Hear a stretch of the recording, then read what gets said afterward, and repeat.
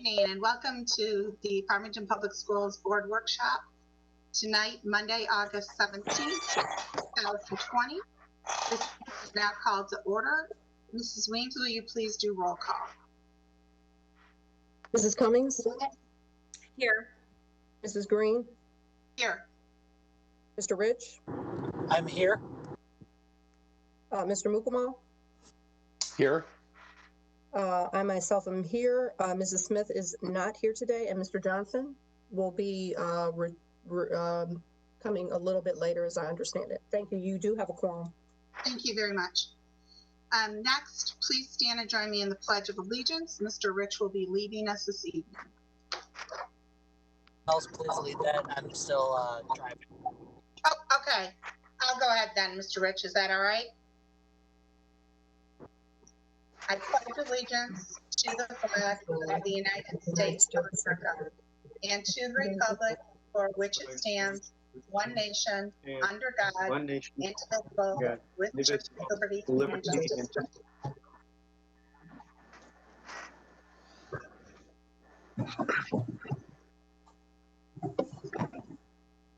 We may want to mute because we're getting back feedback. We're not speaking, so we want to mute. Is there a motion to approve the agenda? I'll move to approve the agenda. Whoops, Mrs. Weems, I got you first there. Okay, Mrs. Weems? Move to approve the agenda for today, August 17th, for this workshop. Thank you. Mr. Mukamal, is that a second? Support. Thank you. We have a motion by Mrs. Weems to approve the agenda, supported by Mr. Mukamal. Is there any discussion? Mr. Johnson? Okay, got it. I read your lips. I saw it. You're here. Thank you. And I see Ms. Buckley joining us. So, Mrs. Buckley, are you going to do notes then, since you're here? I was just getting on to make sure everything connected properly. I'll do it. You got it. Okay. Okay. All right. Thank you. All right. Moving next to items from the president. Welcome to the August 17th Farmington Board of Education Workshop on Goal Setting. Farmington Public Schools, together with our community, will engage every student in a quality learning experience, empowering each student to become a contributing citizen in a changing world. Please understand that there may be some glitches during our virtual school board meeting. We have experienced some bandwidth issues and connections being lost. If that happens, those members will rejoin the meeting. Public comments will be shared at the end of the workshop. If the public comment is intended to be critical or express dissatisfaction with a particular person, student, or group, you are encouraged not to identify the person by name. You may request a private meeting with district representatives or utilize the complaint process found in our policy manual 7005, 8002, 8008, and Administrative Regulations Manual 7005 AR, 8002 AR, and 8008 AR, which provide for resolution at the complaint's closest point of origin. Please note that meetings of the Board of Education are conducted for the purposes of carrying out business of the school and therefore are not meetings of the public and the board, but board meetings held in the public. Generally, board meetings and the superintendent will not respond to public comments during the board meeting. Issues may be referred to the superintendent for investigation, study, and/or response. Thank you. Moving to the next item on our agenda, we have the Board of Education Goal Setting Workshop. And this evening, we have the privilege of having Mr. Rod Green from MASB, Michigan Association of School Board, leading us in this work along with Dr. Herrera. So good evening. Good evening. Nice to see everyone. Thank you. Thank you for joining. Yeah, so we wanted to talk a little bit about moving the district forward, and obviously Bob's been there a little over a year now, and so there's been some things accomplished and some upset with this whole pandemic thing, and obviously there's a lot going on right now, but we thought it was a good idea to just take a few minutes and spend some time together and try to get some understanding from the board on certain directions and certain things that are going on. And so to kick this thing off, we thought it would be appropriate to hear a little bit from Bob in regard to where we are currently as a district and some of the various initiatives that have been going on, and kind of start from a little bit of a sense of where we are. So Bob, why don't you go ahead and share some of that stuff that you had shared with me earlier.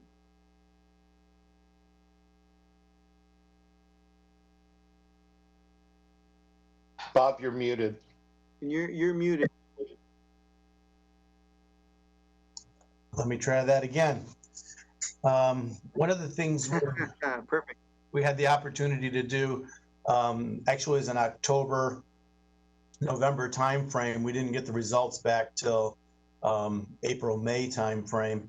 But we conducted with the district had a contract with Hanover Research Group, and we asked them, as we were going to start focusing more on setting district priorities and moving into some strategic planning conversations, we asked them to administer their strategic priorities survey to, that would have been our Board of Education, it would have been central office cabinet members, would have been all of our building administrators, and then supervisors and district level leaders. So we had quite a group actually engaged in this survey, and I believe it was just somewhere between 80 and 90% return or response rate with the survey. So at least regarding credible results from that group, I think we have at least a good understanding of where that group was on these strategic priorities for the district. So if you open that document up,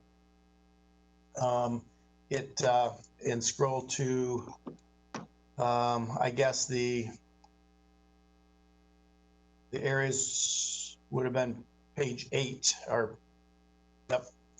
They start with their key findings. I shared some of this information with the board at one point in time as we were beginning to have some strategic conversations. But one of the things we didn't do is follow through on it for all the reasons that I think we know. We've suddenly had other areas that we've been addressing. So one of the key findings was in regard to I'm sorry, Bob, to interrupt. I just want to make sure I'm following along. So I'm in the packet, and unfortunately I didn't get this ahead of time, so I wasn't able to print it out, but I'm just trying to find out where you are. Okay, I'm sorry, Terry. It's titled Update Strategic Priorities Diagnostic Survey. Okay, I'll get there. Thank you. Okay, we can wait a minute for you. That's for sure. Oh, I see it. Okay, I'll open this one first. And we're on page 8, Terry. Okay.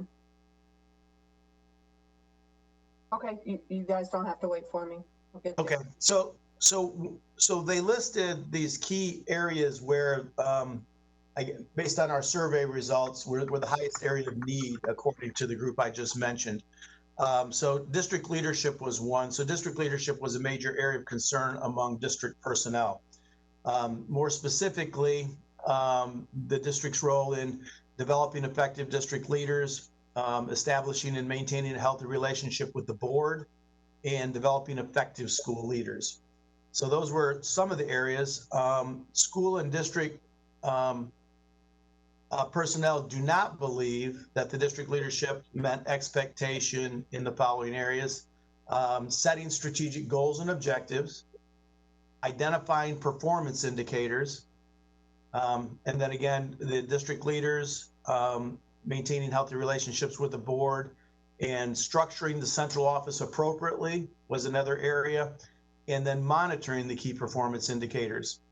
When asked which specific strategic area the district would prioritize based on this group, the respondents indicated setting strategic goals and objectives. So I know that's something we've had a lot of conversations on, but that from the district, I guess, leadership, all frontline staff, the DLLs, and central office and the board, those were the results of that key finding area. Another key finding area was college and career readiness in the overall survey. it says district personnel are relatively satisfied with the district's college and career readiness.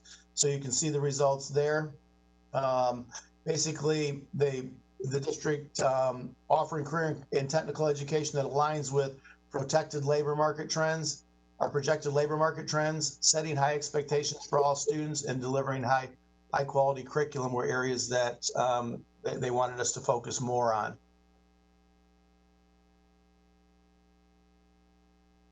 The one area that they were concerned, or the survey indicated our staff were concerned about, was tracking alumni, collegiate, and employment outcomes. And then when asked what specific strategic area they would like us to focus on, it would be within the curriculum area, and it's also those 21st century skills that we've been talking about. The third area was evaluating programs. And again, this is not a new discussion, at least amongst the board and within central office cabinet and our principals. Collecting data and information on program performance, collecting data and information on program implementation, assessing program impact on student academic achievement, using data and information to make program adjustments, and monitoring program participation to ensure equitable access. Areas that they do not believe, we would need to have a calendar that includes timelines for evaluating the key programs, assessing program impact on student academic achievement. Again, some of these are repetitive. Collecting data and information on program implementation again. Collecting data information on program performance. Using data information to make program adjustments, and determining the overall return on the program investment was huge. As well as assessing the program impact on student behavior, including attendance, engagement, and participation and discipline. So which area was the key for everybody out of those? If you had to choose one, assessing program impact on student academic achievement was the recommendation from the participants in the survey. The next area was building safe and supportive environments. So this is in the area of fostering a positive district culture and climate, develop student social emotional skills, and supporting students from diverse backgrounds. One area that one of the stronger areas that they feel the district did not meet expectations was fostering a positive district culture and climate. And then ask which specific strategy area would this group prioritize. The way it ranked was developing student social emotional skills.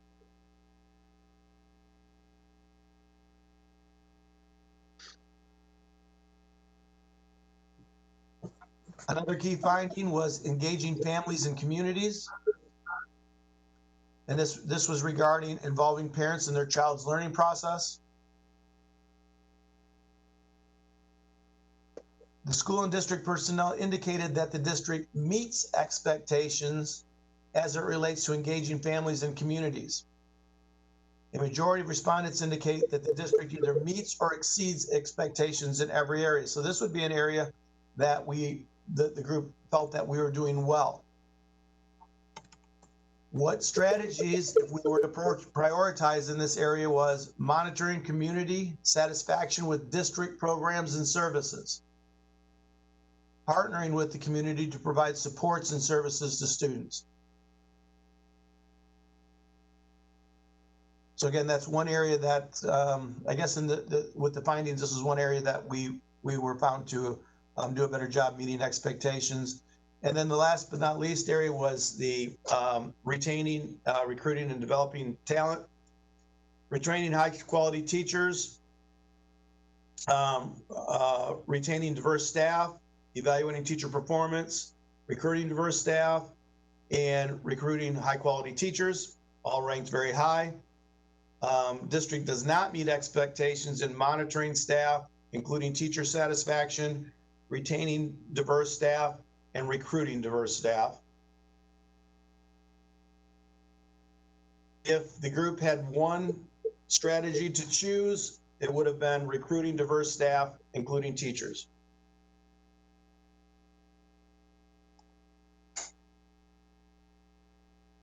Last but not least was improving operations.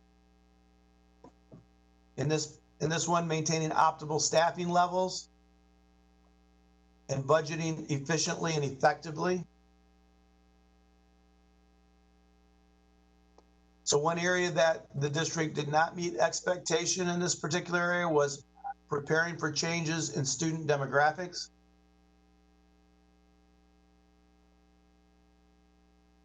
The group was divided on one specific strategy or focus area, and that was between maintaining optimal staffing levels and preparing for changes in student demographics.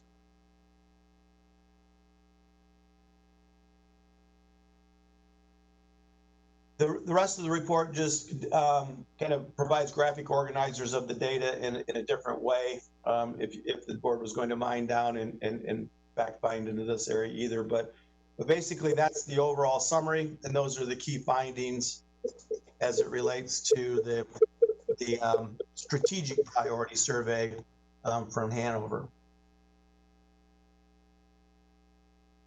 I also included another document for the board, the strategic planning considerations.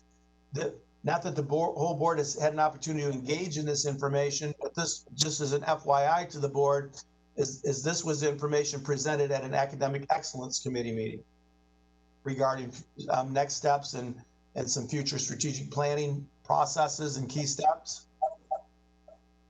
Another document, though, that I'd like you to open up at this point in time is the research action plan. And as you can see, this came from Hanover as part of the district priority.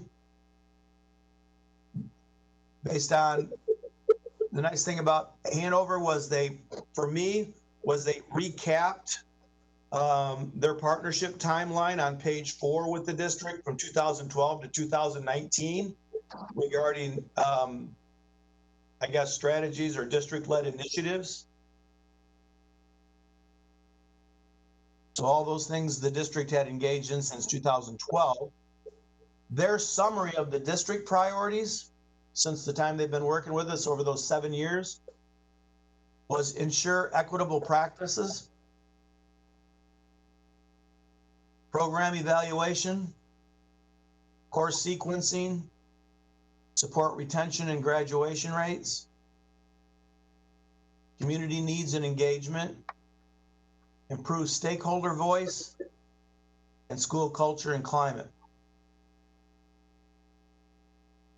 Of course, one area of there also came out of there was strategic planning, more or less the mechanics of it. So What page are you on now, Bob? Oh, I'm sorry. This strategic planning piece was on page 9, and that was the last summary of priorities. And please, everyone, remember to mute. We're getting some really bad feedback on my end.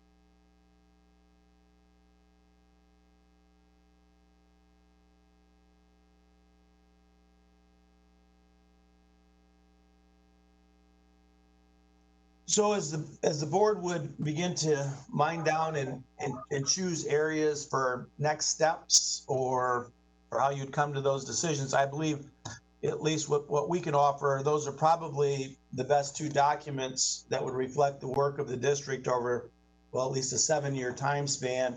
And then I guess would be, and it would be based on that district leadership team's perspective or perception of areas of need as well. I'm not sure what more information the board would want from me on this. I think this talks about, this is very reflective of a lot of the things we've talked about this year. And you can see we've actually addressed some of these areas. But I guess as the board wanted to engage in a deeper conversation, my recommendation would be those are 2 great sources of information that's very reflective of the district, and it's probably the most relevant or recent information that's been put together for the board to consider regarding strategic areas of focus for the district.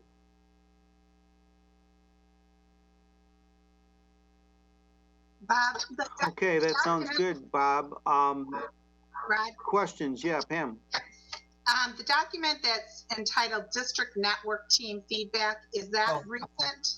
Yes, I'm sorry, Pam. Thanks for bringing that up. So Kelly and I just recently met with the district network team. As you know, the district network team is probably the strategic task force for the district regarding our engagement in leading the district strategic plan.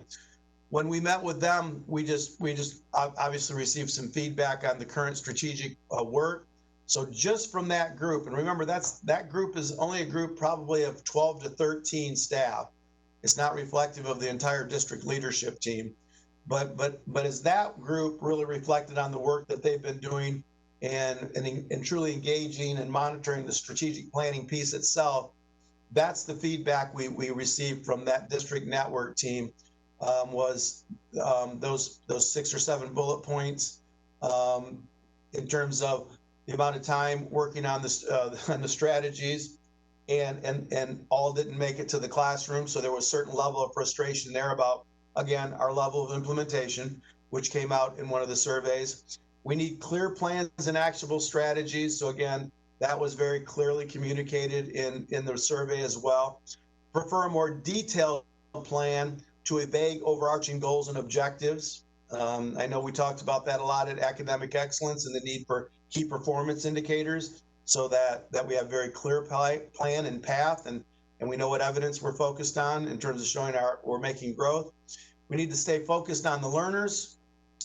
Our current efforts feel separate and procedural. In other words, they just feel task oriented. They would encourage us to consider a simple and focused plan. And they would also look at separate goal areas along with embedded concepts throughout the plan. Their hopes for the future work was equity embedded in the work. Again, the key performance indicators.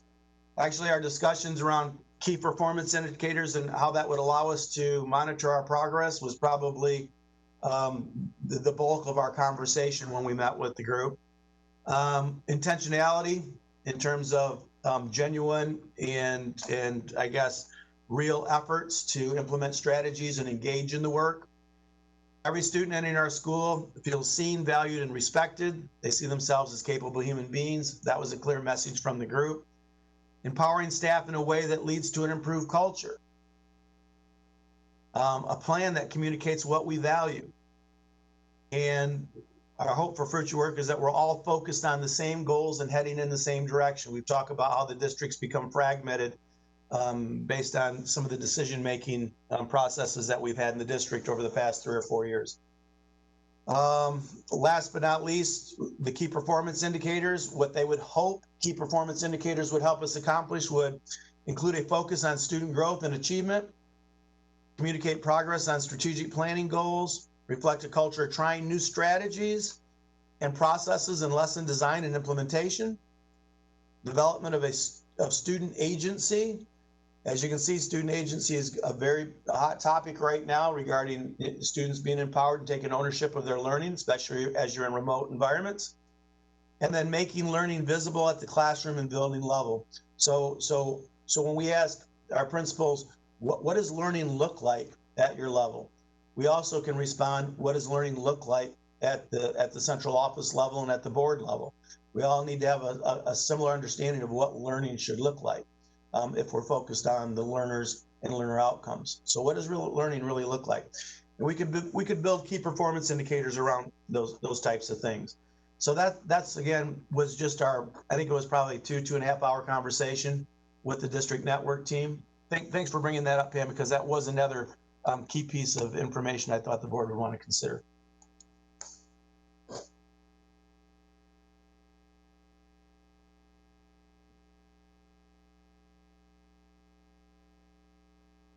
Okay, so what I was wondering about doing with the board then is getting some feedback and input on these various factors and giving Bob some direction in regard to a strategic planning event. So Bob, you were thinking about doing some kind of a retreat or something with the board in strategic planning? Yes, well, the board's going to have to engage in some type of strategic planning process as we move our strategic plan forward. Certainly the mechanics of it we're going to have to talk about. There's areas in our current strategic plan that I think are relevant and still very meaningful as part of our strategic plan.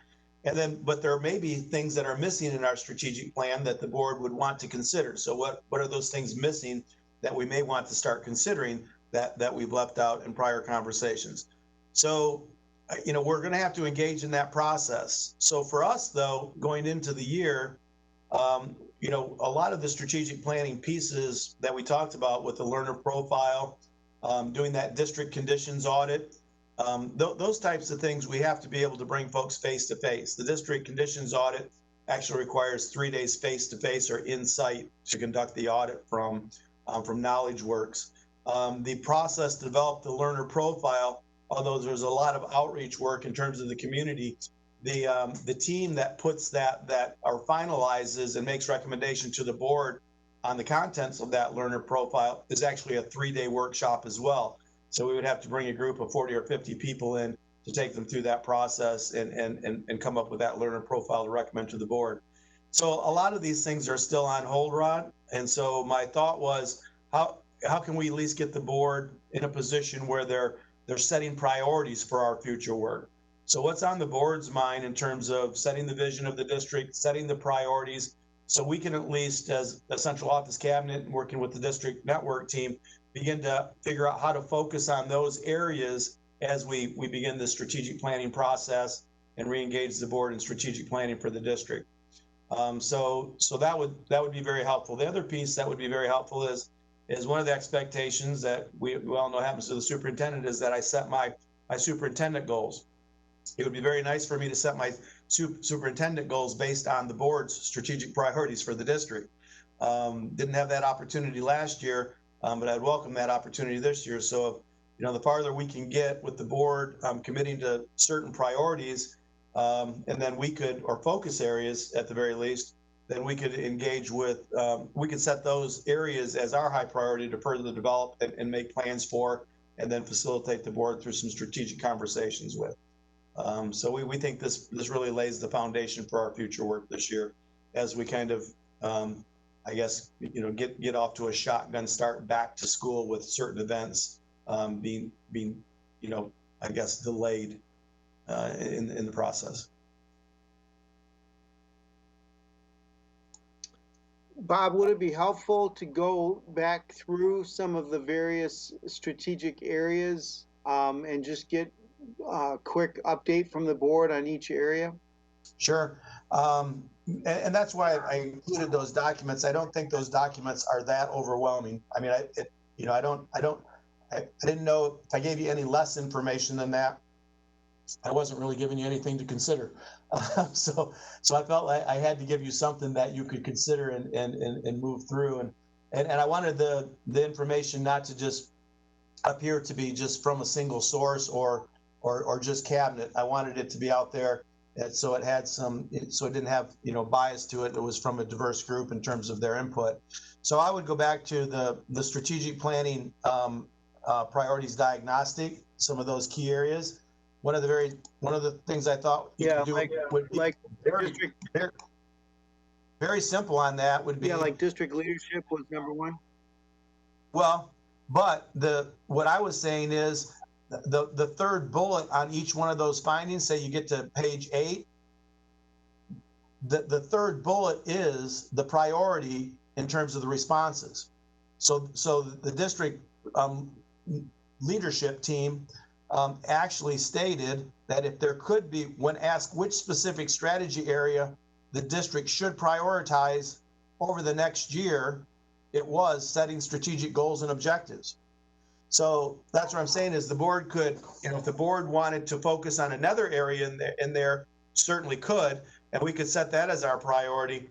But just so you know, all those respondents that I mentioned earlier had reported that. So it does all the work for the board, in other words, in terms of at least respondents, based on the respondents' perceptions of what needs to be done.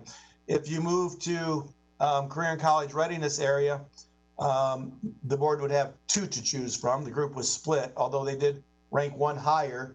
And actually, in my opinion, the one that ranked higher is right in line with the board's profile of the graduate. So, you know, it's not Well, inconsistent with what the board's been talking about. Bob, let me jump in.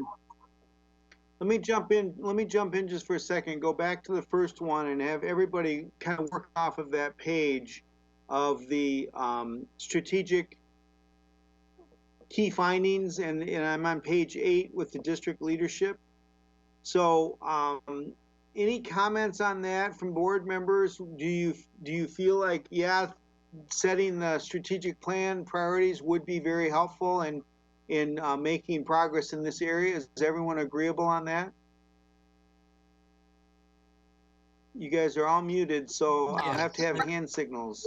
Unless we set the priorities, we don't have something we're working toward and holding people accountable to.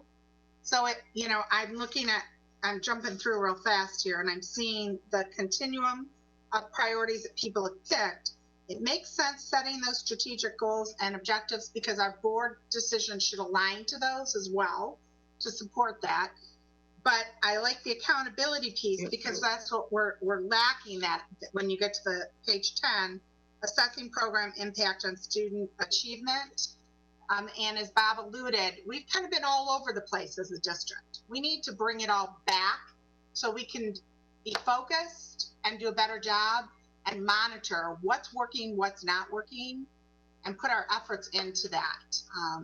So I think that makes sense from my perspective. So I'll be quiet and let somebody else talk. All right, anyone else? Zach has his hand up. So that first one, if you look at that strategic district leadership, you know, the overall, you know, if asked what specific strategic area you should prioritize, it's setting goals and objectives. Okay, so I think you guys are probably agreeable on that. And then there's some other points in there in terms of establishing and maintaining healthy relationships, you know, identifying performance indicators. So does that sound like something people can go along with? Comments? Zach had a comment. Rod. Yeah. Zach. So going off of that, I think Zach? after we set that strategic goal and objectives, I think both, you know, identifying the key performance indicators of meeting those objectives and goals, and then monitoring that's been a big issue in the past. Is we might set these indicators, but we need to make sure that we are constantly following up on them, and that's, I think, one of the very important things that we need to be doing over this next year is making sure that we are keeping track of where we are, in comparison to where we said we want to be. I 100% agree with that. Okay. All right, thank you. Okay, let's look at the next one then. Bob, you were starting to go into the next one, and that was the college readiness, I think. Go to that next page, you guys. And then you've got this idea of high quality curriculum was one thing, and then fostering development of 21st century skills. And there were some other things in this, like attracting the alumni and, you know, setting high expectations. Some of those things can go along with it. What are your thoughts on this? Any comments on this one? Richard? Richard, I see that hand. Yeah, I think that the two are interrelated. My understanding is that we don't have a consistent curriculum across the district. And so I think the of our curriculum director having a consistent curriculum plan that the board can look at, review, and approve, I think is very, very important. I also am very much a believer in developing skills so that when we're teaching the curriculum, we are looking for the competencies that our students develop, critical thinking skills, communication skills, et cetera, that are actually enumerated in the book that Bob asked us to read what school could be. So I would like to see us starting to move in that area as well and incorporate it in the curriculum. All right. Thank you. Other comments on that one? Zach's got his hand up. Rod, do you So want to basically, call people, or do you want me to call? go ahead. Rod, then we have Zach next. You can help me. Okay, Zach.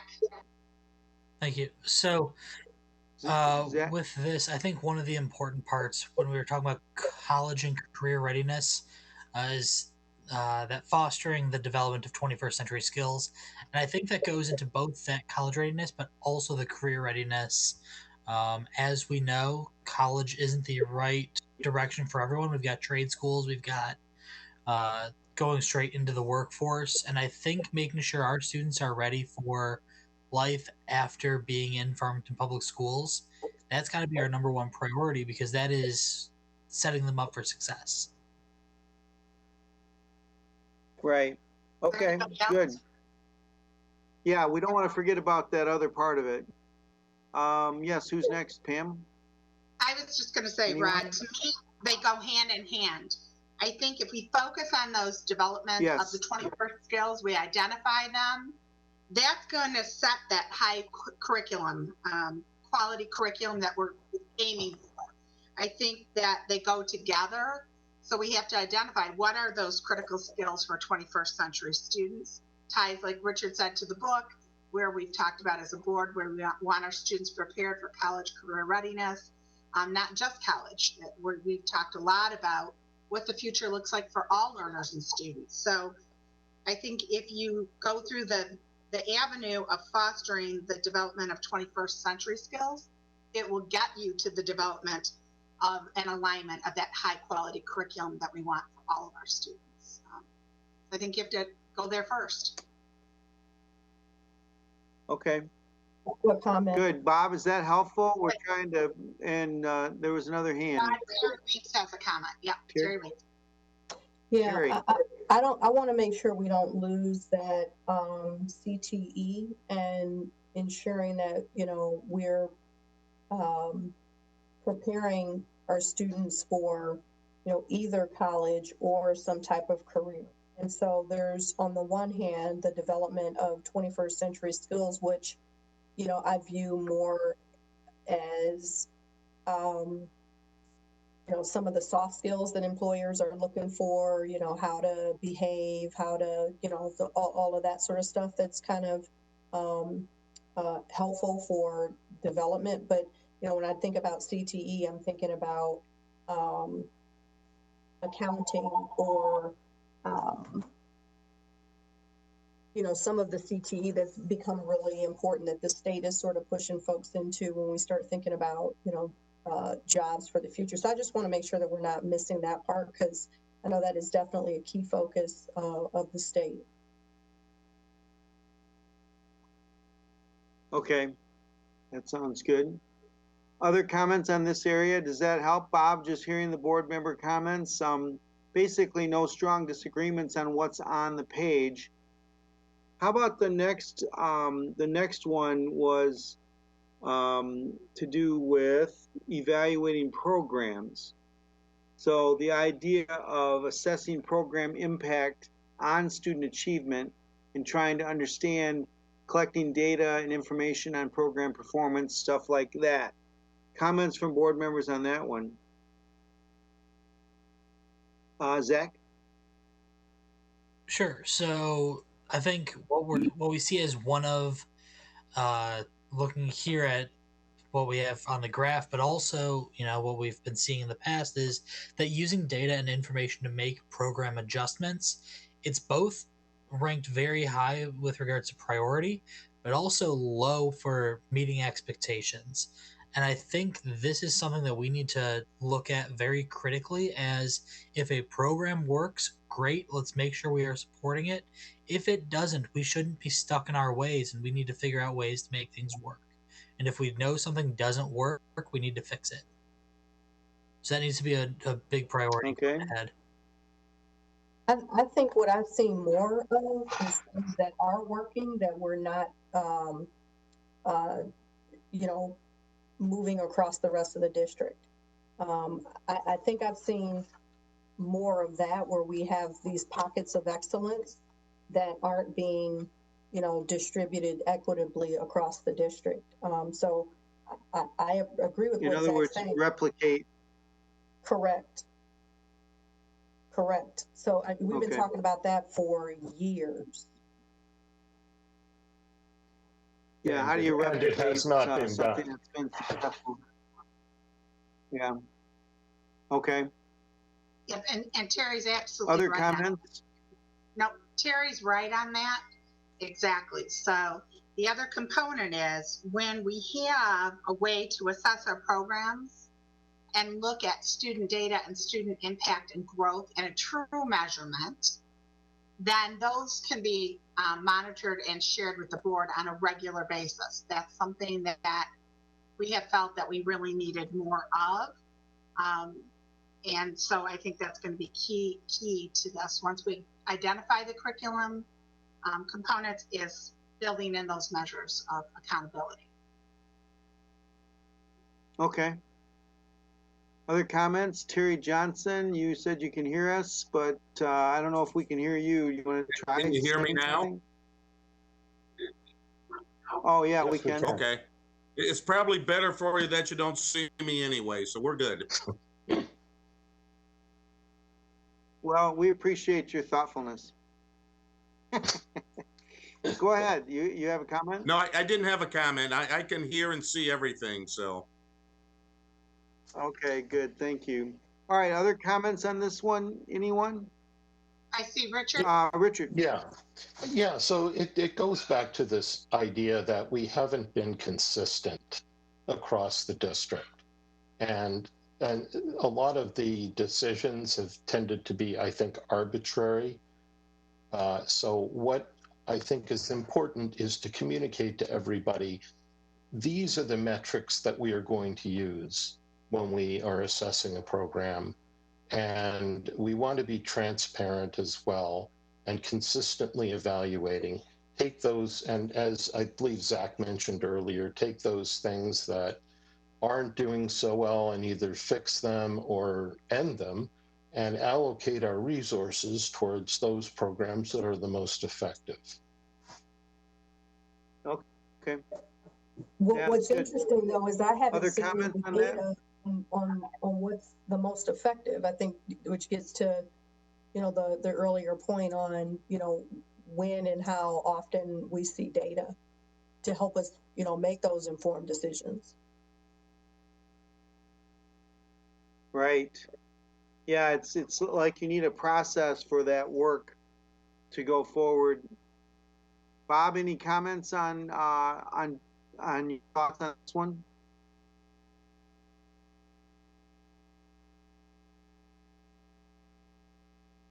Did I lose Bob? No, just unmute Bob.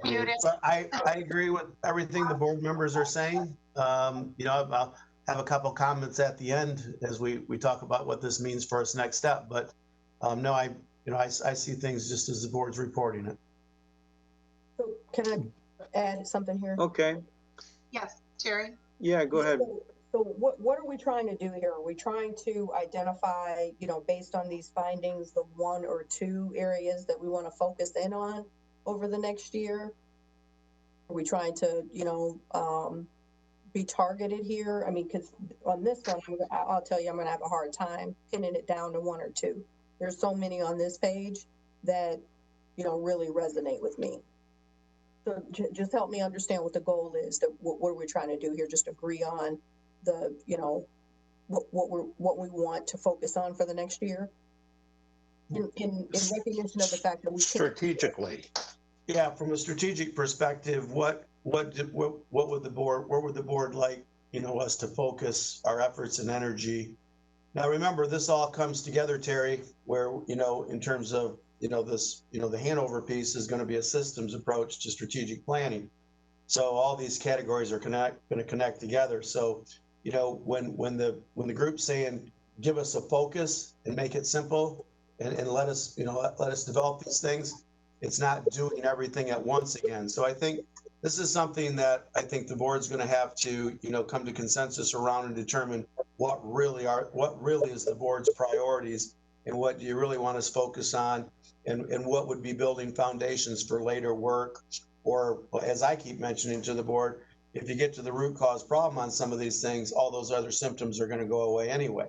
So, but that's it. The district, as you saw with Hanover, somebody would see an issue out there. So let's do that activity or strategy for it. Here's another initiative, something that we standard-based grading over here, or social emotional piece here, or something. And our teachers and our administrators can't lead 15 secondary second order changes in the district over a 3 to 5 year period. So what is really our focus and priorities? So what we're hoping on this, at least my thought on this, Terry, is as we talk about these strategic or focus areas, if you agree on the focus areas that that came as a result of the diagnostic survey, you prioritize as the board those for us, and then we can begin to develop a plan to show you how and when and where that work will be done. But I think that's part of the strategic planning process is what's the priority, what are we going to address first, and what are additional priorities, and when are we going to get to that work? So it's all clear to everybody. So it's what you said, but I think part of the process is going to be mining some of those down and considering what are the most important areas to focus on in the district. If that's the case, I think and I collecting the data, right, and then we have to use it. So, I don't think we can move on to any of these other areas, including the assessments and the monitoring, if we're not, dealing with the collection of the data in the first place and the use of it to make adjustments. Yeah, and that's exactly what I think this workshop is about, Terry, is just hearing that input from you. What are the things that resonate with you, and what are the things you really are interested in and you really think should be prioritized? And that's what Bob needs to hear. So that's very helpful when you're saying that.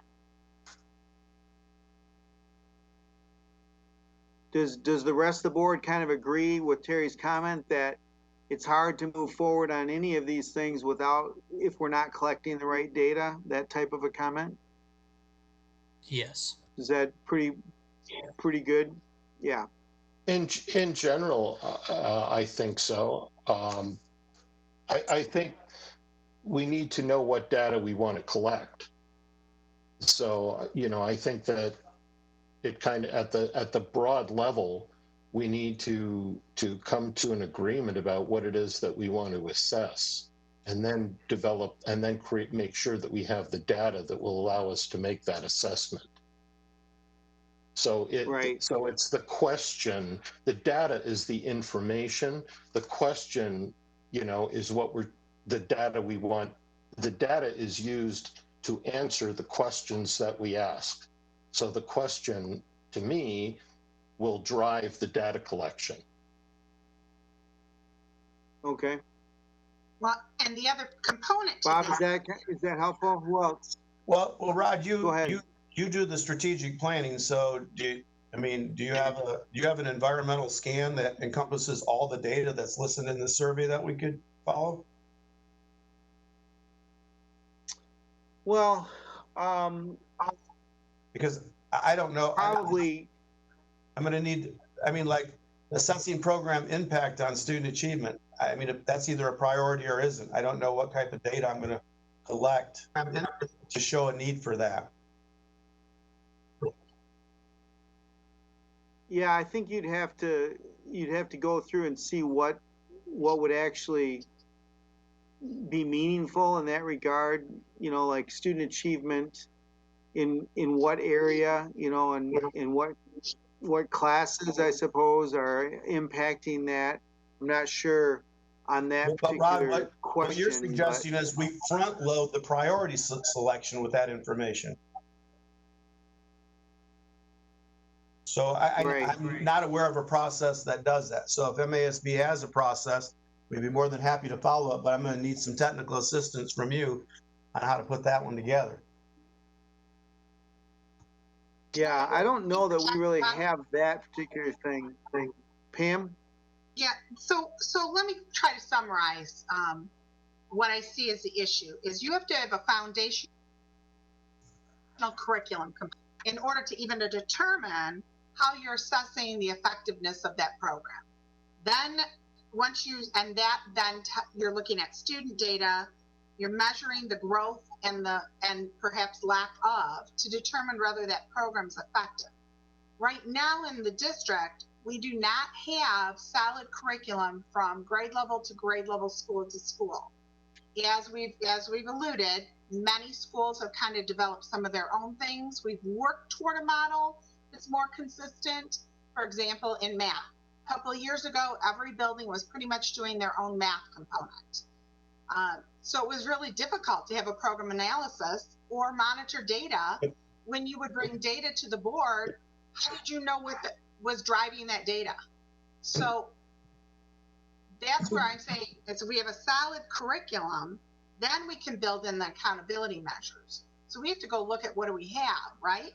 Well, I understand what you're saying, Pam, and I agree wholeheartedly that, but, and maybe I misunderstood Terry's question, but for example, whether we're going to deliver a high quality curriculum and or foster development of 21st century skills, and unless I misunderstood, you wanted more data around that to determine which one you should choose.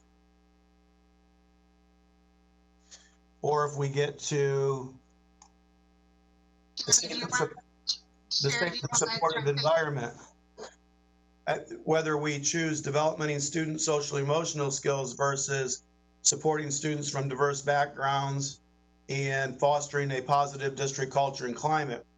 You wanted data to determine which one you felt most comfortable, either supporting the group's recommendation or choosing amongst those other findings that were reviewed from the survey. That's where I'm getting lost in this conversation. Terry Weems, can you answer? Explain? So Bob, you're saying that I'm not saying that I need data to make decisions about whether I want to, foster the development of 21st skills versus focus on CTE. I'm saying I want to do both. I'm looking for you guys to tell me what is too much in a year to be doing. So, is it, give me some guardrails here and some parameters? Are you saying that we can choose one or two of each of these things to focus in on in a year? In which case, my answer might be different. That's what I'm trying. And that's where, so that's where I say, if the board prioritizes these for us, then you've set the vision and you've given us our areas of priority. We'll take those area priorities and we'll put a game plan together on how we can get the district to those points, how and when we can address them, and what's the best pathway to find our way there. So for me, what I'm looking for from the board is, to take a look at these key findings. I'd also like to go back and just give you a little bit of history on these key findings to begin with. They're all correlates to highly effective schools. So they're as you go out and examine the most exemplary school districts, they do well in each one of these areas. Now we're not going to do all of those areas all at once, of course. So what we ask is, which areas do we attack first and build initially in our strategic planning? And then which areas do we focus on, further on down the road? And or which areas from one finding really support an area from another finding? And so maybe we could match those two up and get a quick return on our investment. So putting the strategic planning piece together is what the board usually leaves that what would be the district network team to facilitate throughout the district and come back with a plan on your strategic focus areas and say, okay, board, this is the vision you've set. These are the priorities you've given us.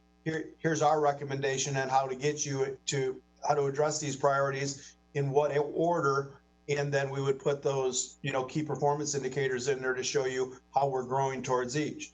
The other piece of this is when you talk about a continuous improvement model, and this is something that I think is unfamiliar to the district, is that we all believe, I think our district believes that it's like each one of these is a year-long commitment.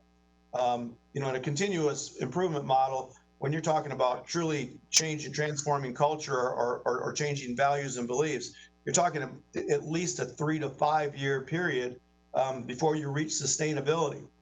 So in that case, when you start things off, you can start them year one, knowing you're going to have to continue to go back and monitor those and support those for 3 or 4 years down the road.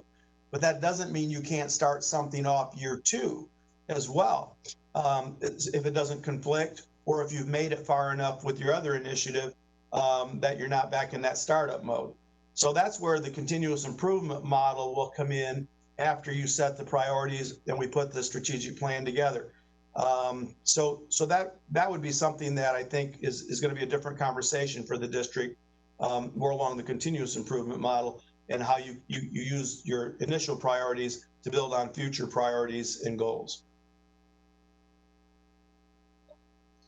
So can I say that I recommend, based on what you just said and what I'm hearing Terry say, that we should run through the rest of these key components, just decide which one, if there's two in an area, which one we agree on, and then go back and look at those. It's going to come out to like 7, I think, of them, or 8, and then talk about that. Because some of these, like when I'm looking at developing student social emotional skills, if that's a priority, some of these other things are going to fall into that are identified in the area of focus as you're working on that plan. Your group's going to take, some of those are going to naturally filter into that plan. Right. See what I'm saying? But my only thing on this, Pam, is this is feedback from the group. What I want the board to know is that you set the vision. So I'm giving you information from the group. If the board says, you know what, developing student social emotional skills is fine, we believe that we're underway on that now. I mean, we've done a lot of work on SELs as we've went to remote. We've got the whole website to support it now. We got SELs actually going in every building at a certain level, on and on. So if the board says, you know what, we need to work more on supporting students from diverse backgrounds because that ranked 84%, we'd like to see that one come first, then you set the vision, we build the plan around it. So this is just, these are key findings from correlates, which means a lot to us because they have a lot of strategy and mechanics behind them in terms of moving the district forward. But I think for you, the board is what's this vision and what are your high priorities this year? Take these into consideration as a recommendation, but you're going to make the final decision. I don't know that you have to accept every key finding and specific strategy that was recommended from the group. It's really the board's decision. Pam, is there a singular thing, a singular, like of all of these key findings, is there one that is kind of an overriding one from which the others will feed? Well, like I said, I think as Pam pointed out, they all, in each area, they're all connected. Right. So and I think that's the safe thing for me is you're going to find your way into another one, regardless of which one you choose, if we're doing it right. Because it strikes me that the development of a curriculum plan and the development and the understanding of what 21st century skills we expect from our students is kind of really what our school district is about. I mean, we are fundamentally about creating a curriculum and through interaction with our students, delivering that. Right.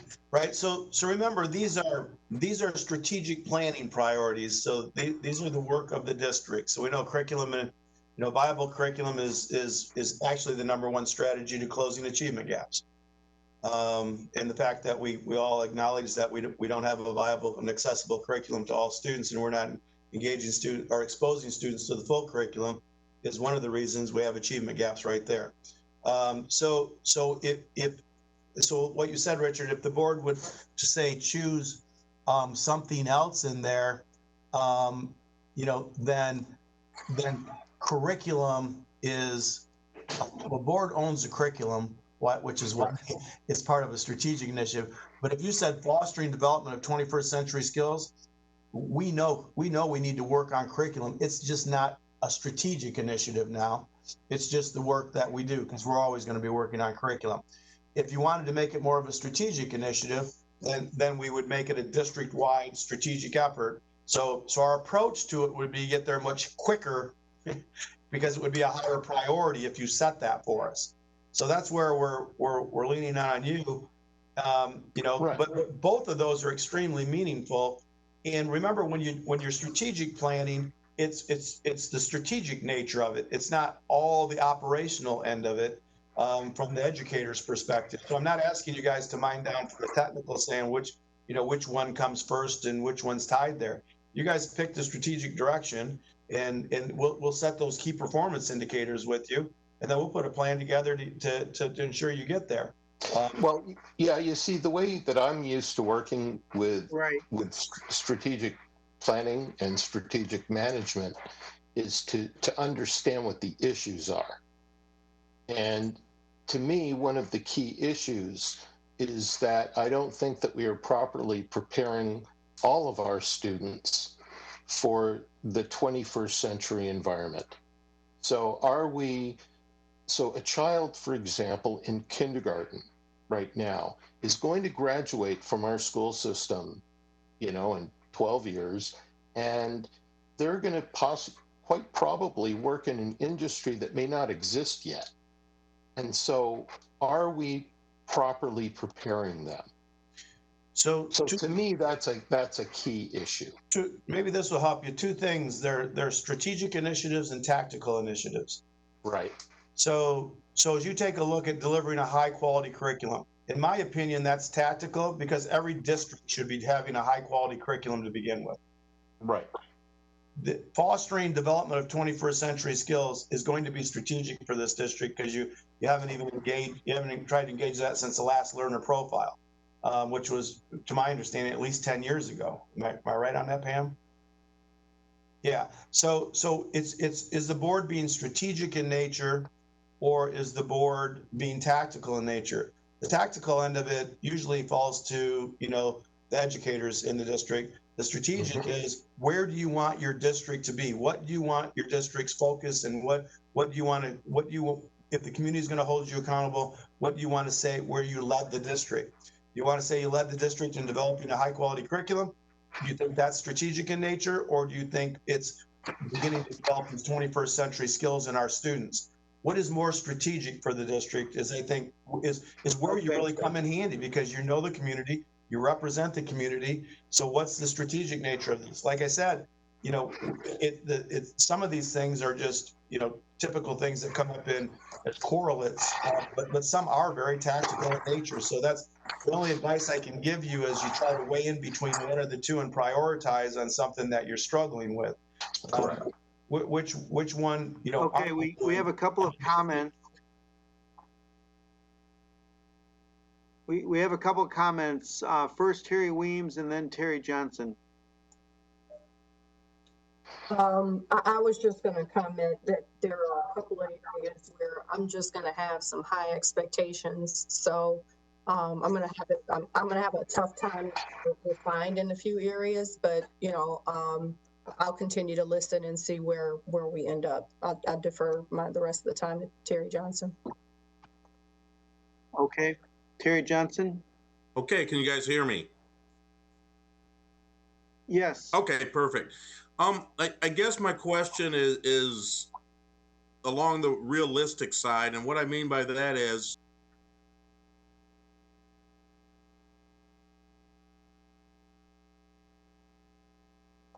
We can no longer hear you. I think we lost. I think we lost you, We Terry. lost him. I see that connection's lost up in the corner there, so we lost him. So I'll just jump in here too. I Okay. think listening to what Terry Weems has said, listening to Zach, Richard, the input that I've heard, and listening to what Bob's saying is we pick this overarching focus for strategic planning or a focus, but then everything else is going to trickle underneath it. But what I'm hearing is what's the key that we want for all of our students? That's what we need to identify. So if we look at like that fostering the development of the 21st skills, that looks at both preparing kids for college, CTE, all aspects in looking at what are the needs of all of our students. But we're moving them toward the direction of success for their future and in those development of those 21st century skills. I was trying to summarize it. Don't know if I did that right, but tried to summarize that. Yeah, I think what Bob was saying, and Bob, obviously you can speak for yourself, but the idea of the 21st century skills is a little more of a strategic focus than just doing the curriculum. The curriculum is more of a tactical focus. Is that kind of what you were saying, Bob? Yeah, I'm not saying they both aren't equally important. It just, in my opinion, I believe for the district, it would be more of a strategic piece to put that together. You know, if you think about that, it allows us to re-engage with the community for community input and stakeholder voice. It allows us to bring a community group in to determine what these future forces really will dictate in terms of what skills and attributes our kids will need to be successful. And I think that helps set this vision for the district because, again, what is the vision for the district? What is Farmington Public Schools? What separates, I mean, that's strategic. You know, a lot of these things on here, like I said, are the mechanics of, getting there. But I think it's important for the board to know what the mechanics are to get there so you know what we're working on. So it's kind of remember Hanover came in and conducted this because of the board's concern or expressed concern throughout the district that our strategic planning process was taking us nowhere. These are all the key components of where we're at. This is a strategic planning diagnostic survey.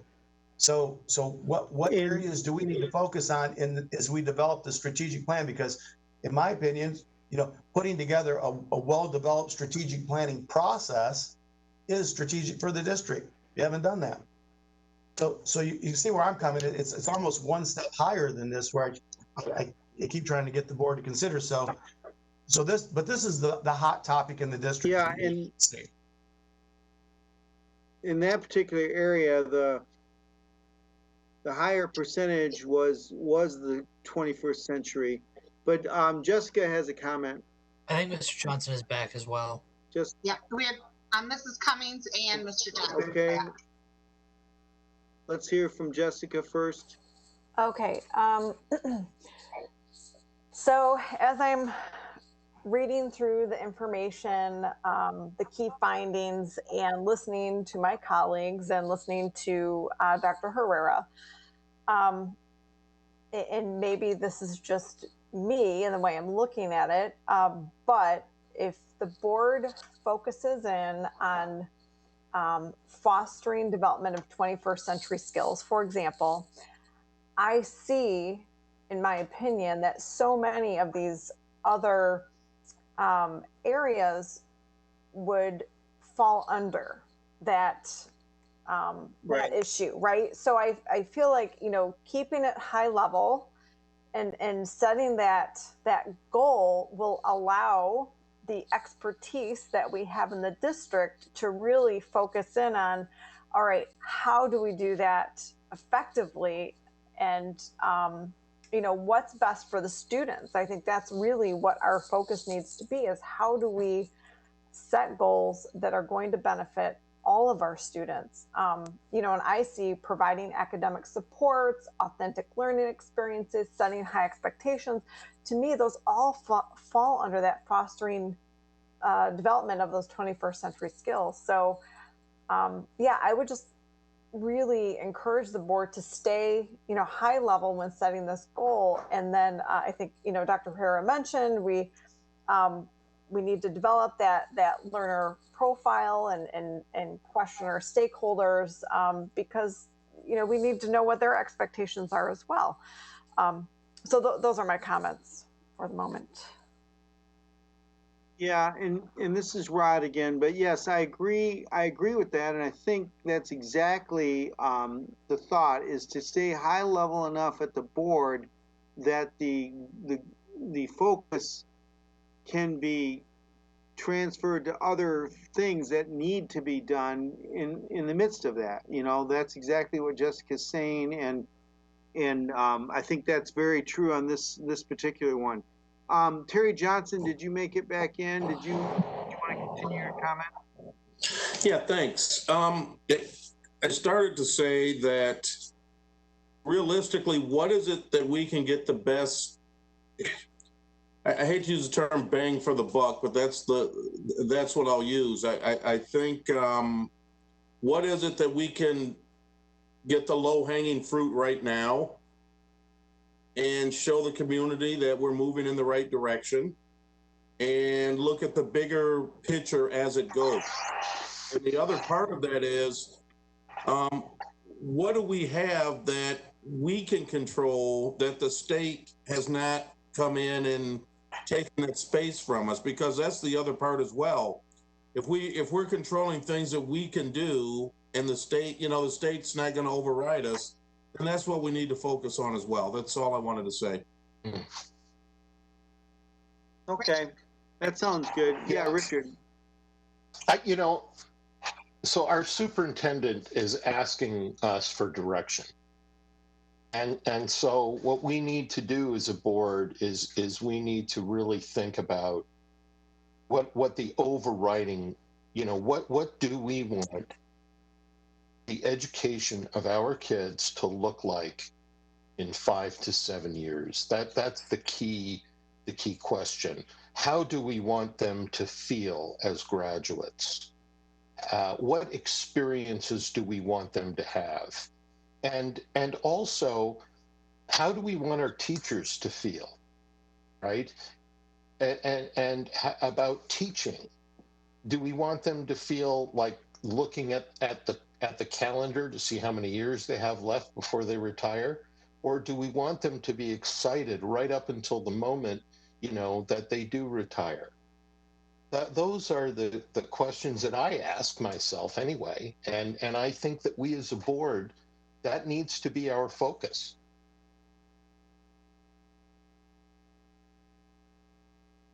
All right, perfect.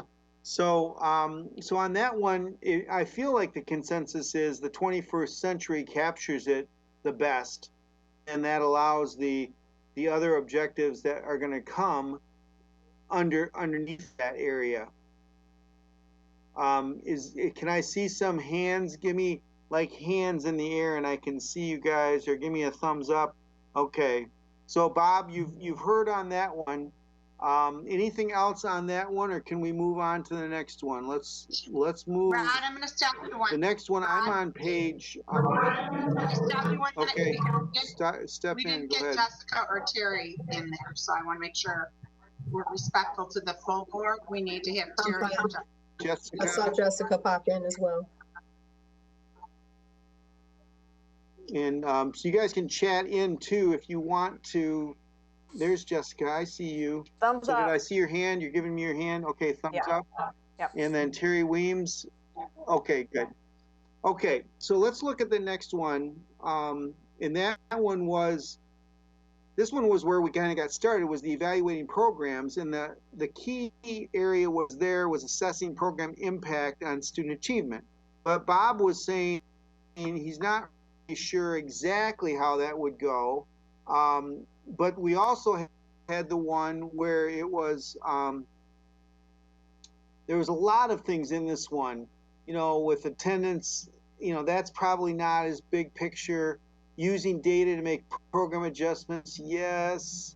determining overall return on program investment, collecting data.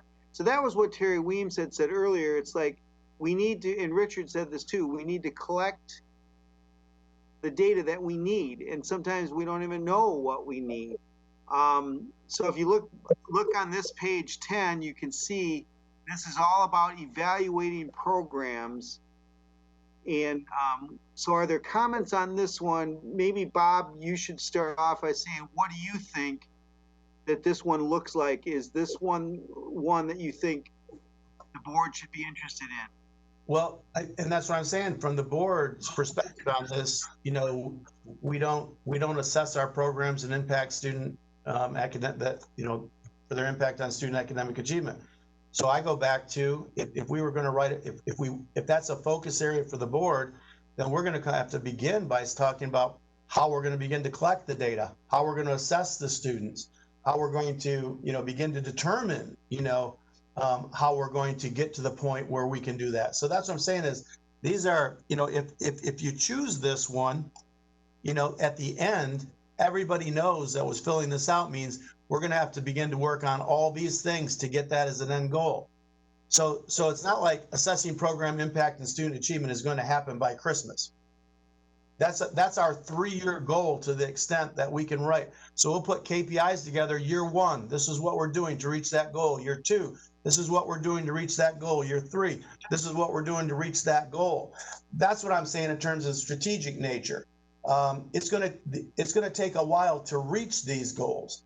So, I just want you to keep that in the back of your mind. So when we talked about, being able to do a lot of these things, first, we're not quite there yet. We don't have the foundations built to do a lot of these things in the end. So yeah, I believe assessing program impact on student achievement is very strategic for the district. Because, as our group mentioned, we're not even doing a lot of the foundations of that yet. Okay, so that's a good summary. So basically, I'm gonna repeat and say, am I muted? No. I'm gonna repeat and say, yes, this is important, and yes, this is a long-term strategic way to look about doing business. What do board members think about that? Do you think that this would be worthy of putting in the plan? Trying to utilize and evaluate data and programs to assess how they're impacting student achievement. Comments on that? Yeah, go ahead, Jessica. Yes, go ahead. So wouldn't that Jessica? be a part of the strategic plan that comes together, right? So we set the goal, and then there will be the KPIs, the key performance indicators. So those are going to be put together. But isn't part of the process to determine, well, how are we going to measure, right? How are we going to assess the progress we're making? So won't that kind of by default be built into the work that follows once the strategic plan, kind of the goals are set? I hope that makes sense. Once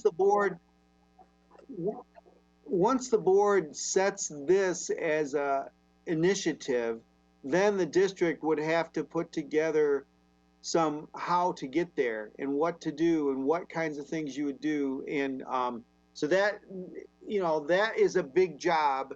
And but you wouldn't necessarily do it if the board doesn't want you to do it. That's the whole point of this discussion. I think this is worthy enough to be a goal in the plan to cause the administration to have to figure out how to really do it, if that makes sense. Okay, maybe I'm not being clear, because I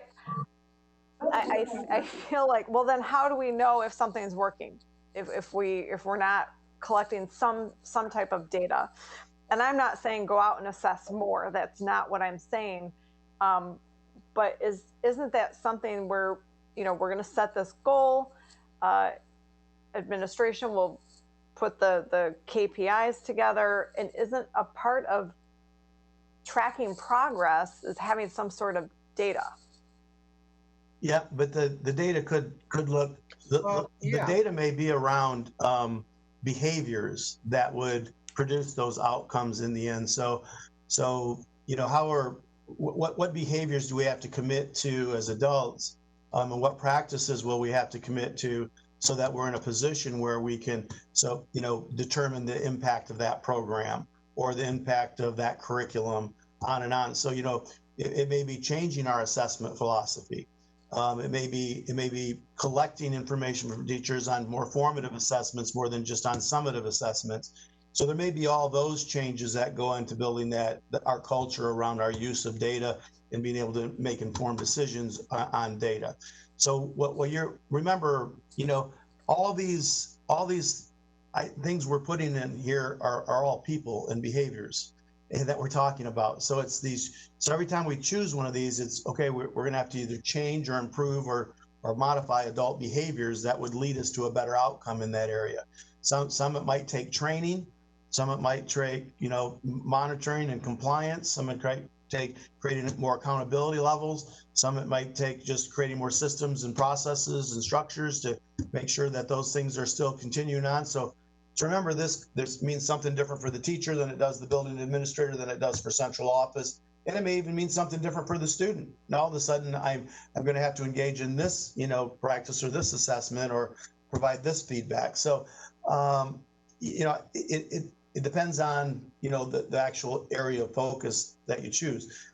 The only thing I'd also like to let the board know is, take a look at all these key findings as well. I mean, I think they got 6 or 8. Remember, our last strategic plan only had 4.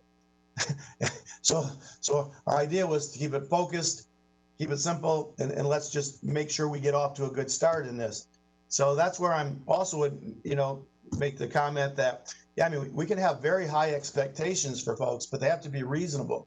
I often mention to folks, you can have anything you want, you just can't have everything you want. So let's really pick what we want to focus on to move our district forward. Let's come to consensus around this, and then we'll get a full commitment to it, and we'll show you our progress on our way down the line. But you can't solve all the district's problems in 1 year. So that's the other part about this is, that's why we need you setting these initial priorities for us. And then as we come back with plans, you're either going to support or challenge those plans because they're either not going to be robust enough, or they're not meeting the timelines, or they're not addressing the priorities that you see as a need for the district. So remember, there's one more step to this, but we're just looking, we don't have to make all these decisions tonight, but if you could give us a focus so I could take a couple areas, go back and show you how this would work. And then maybe we could continue this conversation at a retreat, fine tune and truly prioritize these. But my purpose of this was Rod asked me to give you some information tonight, about 20 minutes worth of information. This is the most relevant information I have for you in one-stop shopping that the board can consider around strategic priorities for the district. And as Pam pointed out, we also have Bob,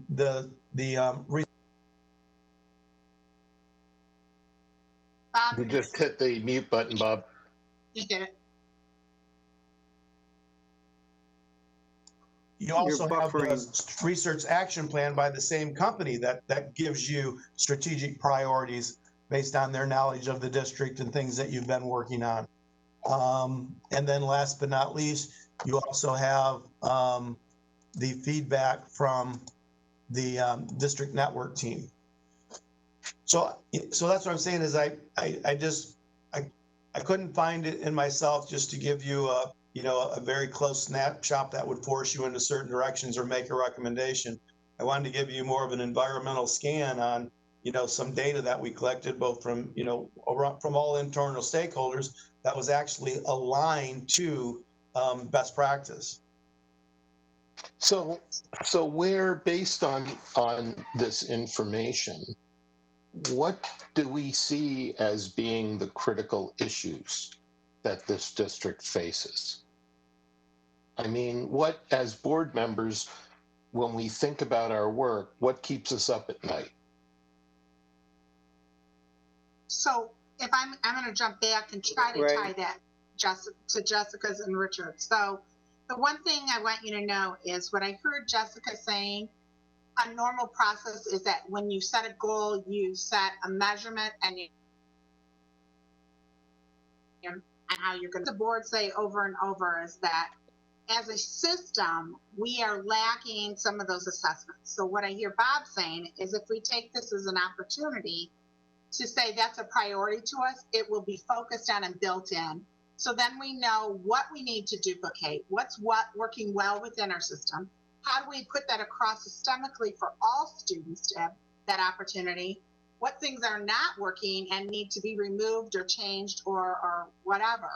So I think what I'm hearing Bob say, along with Jessica and Terry and Richard, all of you are saying, if we make assessing programs a priority, that it will let us be much more successful as a district and where we're focusing and where we're going. I don't know if I summarized that.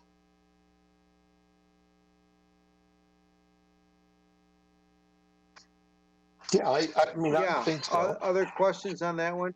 I mean, I think so, but I think it's tied to the issue. I think the issue is that we don't know which programs are effective and which ones aren't.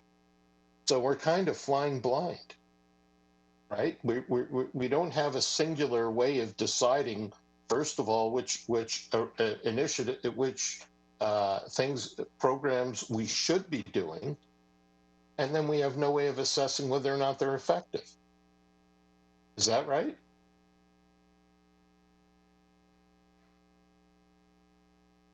Yeah, that's about it in a nutshell. And so does the board, think that that's worthy of making it a priority?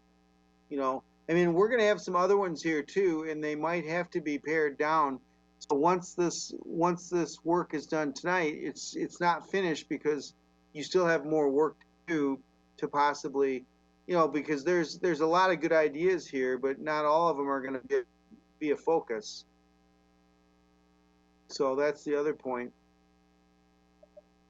So further comments on this one. So basically, you kind of think it's a good priority, but maybe it'll fall by the wayside if there's other top priorities that come along. Is that fair? Can we give Rod a thumbs up, thumbs down, sideways? Yeah, give me the thumbs up on this. You think it's a pretty good priority? Give me some thumbs up. Anyone? Well, I see a few. Richard, no? A thumbs up on what exactly? A thumbs up on what exactly? On this being one of the priorities, this assessment of programs, the ability to gather data to assess how well your programs are meeting the needs, should that be one of the focuses of the plan, going forward? Yes. So let me see thumbs up on what I just said. So Zach, Richard, Zach, Pam. How about Jessica? I saw it. And Terry, my two Terrys. We need Terry. There's Jessica. Like she's what are you saying, Jessica? It looks like Terry's reconnected. Okay. Rod, it looks like Terry is reconnected. Yep, okay. Oh, there's Terry Johnson. Terry, did you hear what I said? Yes, thumbs up. Okay, so that gives you a little bit, Bob, on that, and let's go to the next one. Let's see what the next one is. The next one has to do with the social emotional, building safe and supportive environments. And the idea was, what was the specific strategy area? And most people, 62%, said developing social emotional skills. Now, I think I heard Bob say that we're working on that. We've been working on that. Does that need to be, again, in the plan, or is it something that we're already kind of working on? Bob, why don't you start off the discussion on that one? That is actually, it's been, the SELs have been, kind of like Terry Williams describes, it's kind of hit and miss based on the building in terms of their knowledge of SELs and or trauma-informed, school environments.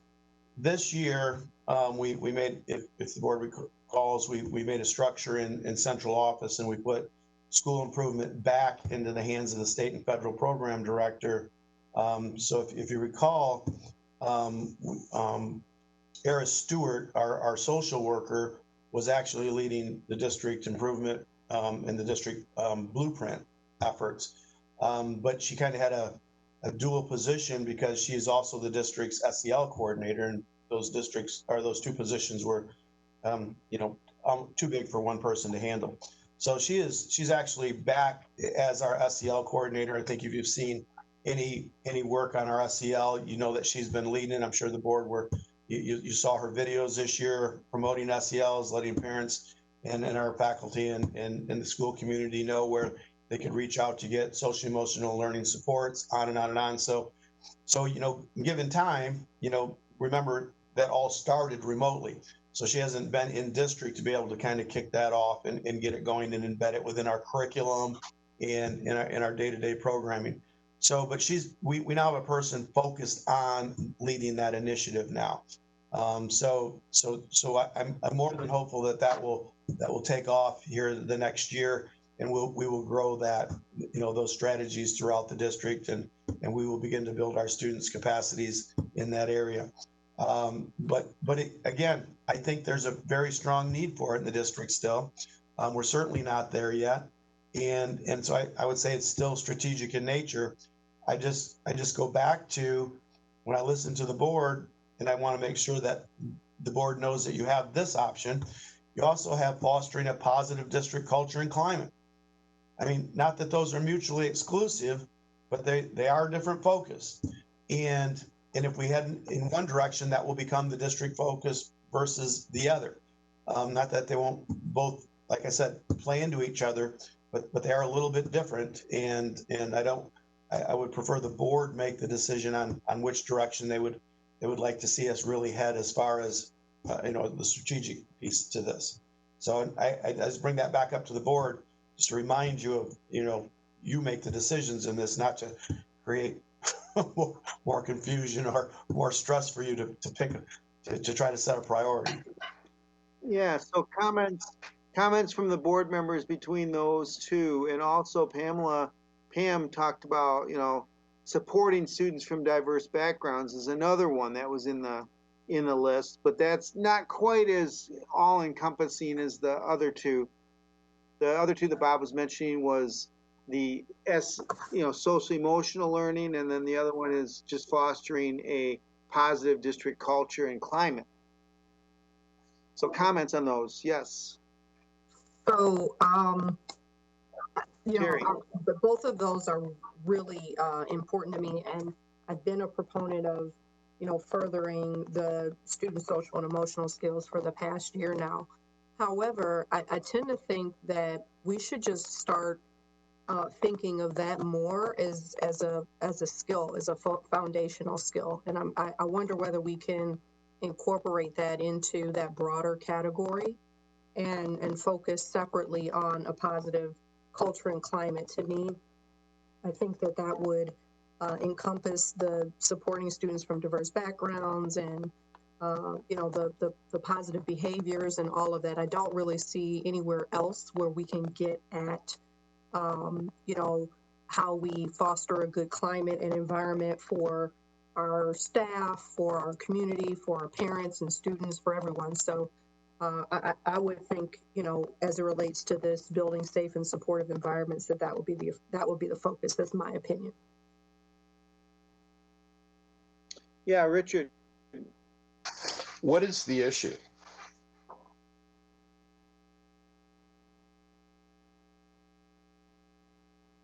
I think I kind of like the idea of the fostering the positive culture and climate, and then some of these other things fit underneath there, like supporting students from diverse backgrounds and working on social emotional skills. To me, the issue is back to the big picture from the board, the direction, and then some of the strategies of the how to do it. What makes a more positive learning environment? What makes a more positive culture? Some of these various things help that. And so to me, that's the question is, are you being broad enough in your focus to encompass several things that you want to encompass in this area? Rod, Richard, I don't know if This might help you, Richard, when you're asking what's the issue. If you look on page 11, district culture, the issues listed there as building safe and supportive environments. Then people evaluated the different components and identified what are those areas that are our focus that we're not doing well in. And that's how they came up with this data.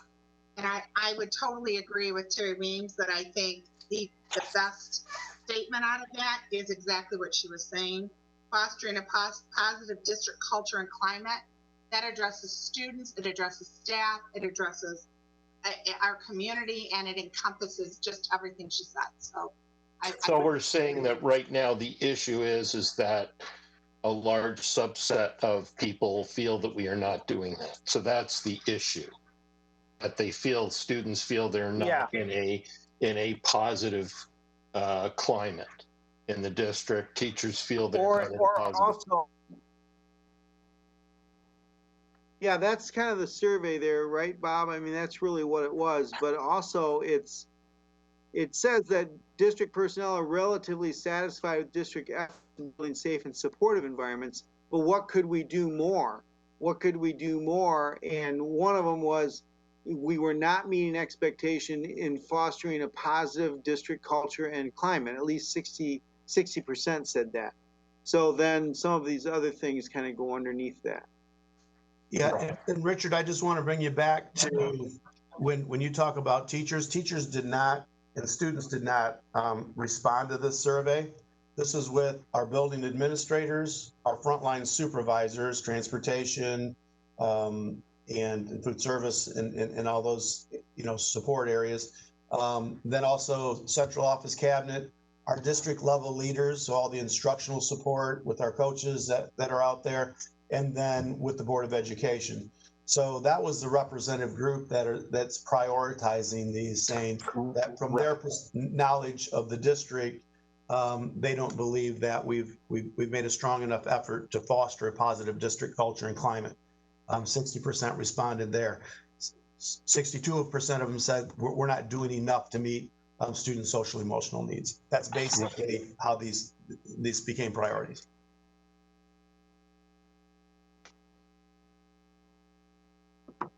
So what do you think, guys? What do you think about the idea of making that focus more broad, like the fostering the positive climate and culture, and then the social emotional and some of the other diverse stuff comes underneath that as strategies? Could I see some thumbs up on that thought? Zach says yes. Richard, Pam, Jessica, I don't see you. Terry and Terry, where are you guys? There's Jessica. Yes, thumbs up. Okay. Terry and Terry, you guys still on there? You guys can chat at me too if you want. Terry, yes. Yes, sound good. Okay. And then my other Terry, where's my other Terry? Let me move on to the next one. And this one was a little more outside. It's engaging families and communities. So again, people said generally we're satisfied with the district effort in engaging families and communities, but there were some possible strategies that could be incorporated. And so there was two things that kind of came up: monitoring the community satisfaction with district program and services. Okay. And then the other one was partnering with community to provide supports and services. And again, is this an area that's even needed? Is one of the questions, because obviously you've got some other important areas as well. So any comments on that one? Bob, did you want to start, or are we board members want to just jump in?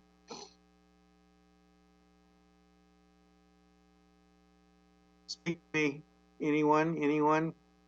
Pamela? So I'm just going to say with this one, if we focus on fostering the development of 21st century skills and we look at what schools can be, the book study we did, I'm thinking sort of similar to what Mrs. Cummings said. that's going to be a natural part of that development.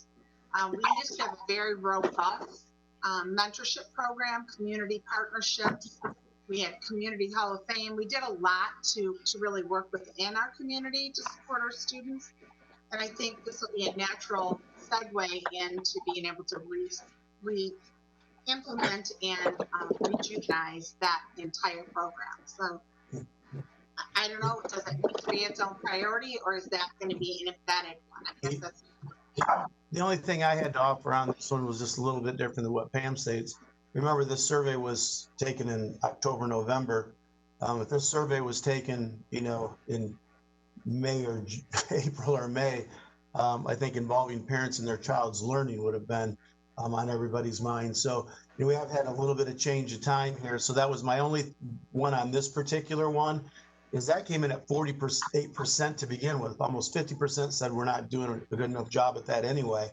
And now, with the higher expectations, the higher need for more parent involvement, on and on and on, that may actually have jumped up to the 50-60%, need now. So I only say that to bring that to your attention, not to take you away from the other data points, but times have changed considerably since last fall.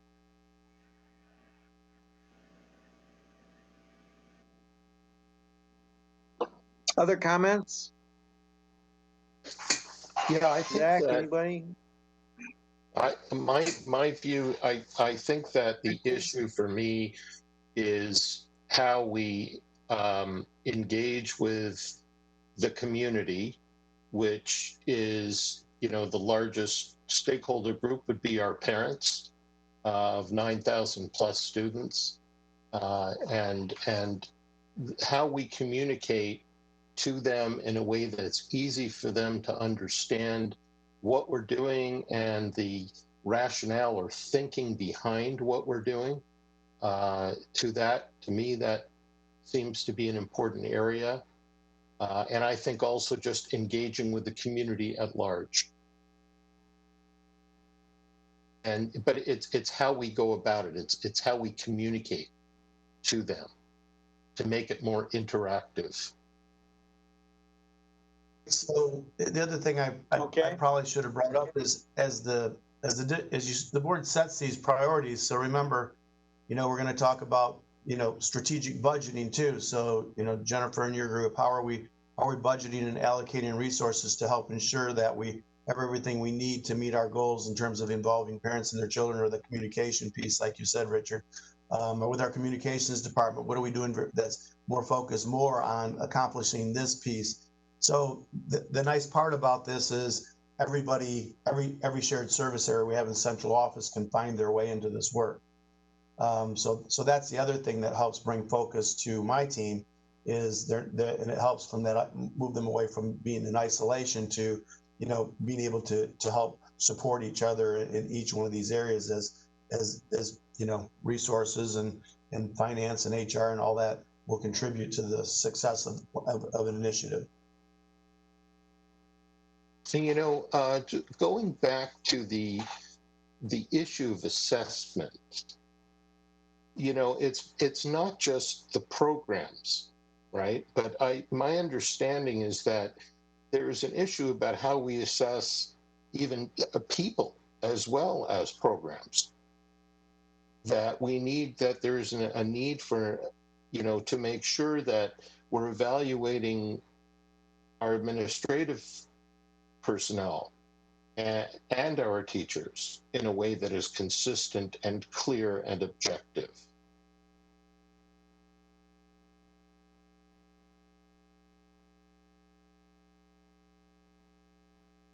Okay. The only thing I would say Other is comments? that is typically found under operations. I would scroll to as we get down. I was sneaking up ahead there, Bob. Yeah, you were getting just a couple key findings ahead of us there, but yeah, you're absolutely right. That may be something that comes up in a key finding under operations.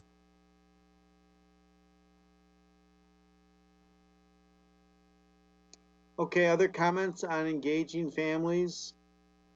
Is that something you guys feel pretty comfortable it should be kind of a priority? Let me read it kind of to you here. Partnering, well, you know, one of them was monitoring satisfaction, but the other one is partnering. But I think it's more of engaging, you know, is really what you're talking about, engaging families in communities in the education of these children. What's people's thoughts? Is that really more what you're looking at, is the engagement, and then some of the other things fall underneath that? Speaking for the group, their interpretation of parent satisfaction with programs and services was, you know, there's a perception that the community's not happy with the progress of the district over the last few years. Have we really quantified that? Have we really gone out there and heard from the community through, you know, focus groups and some very targeted surveys and tools? So I know that was something that we discussed in central office, was because I was curious as to why folks would respond the way they did, and that seemed to be the perception behind their response to that particular item.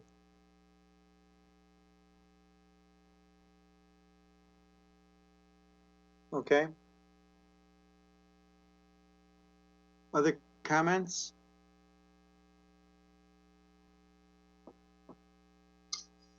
So, engaging families. Right. Yeah, go ahead. I was just going to say, I think, Bob, you've got two components here, because I think both are important. I think it is important that we're listening to our stakeholders and getting some specifics when we're hearing they're dissatisfied. You're absolutely right.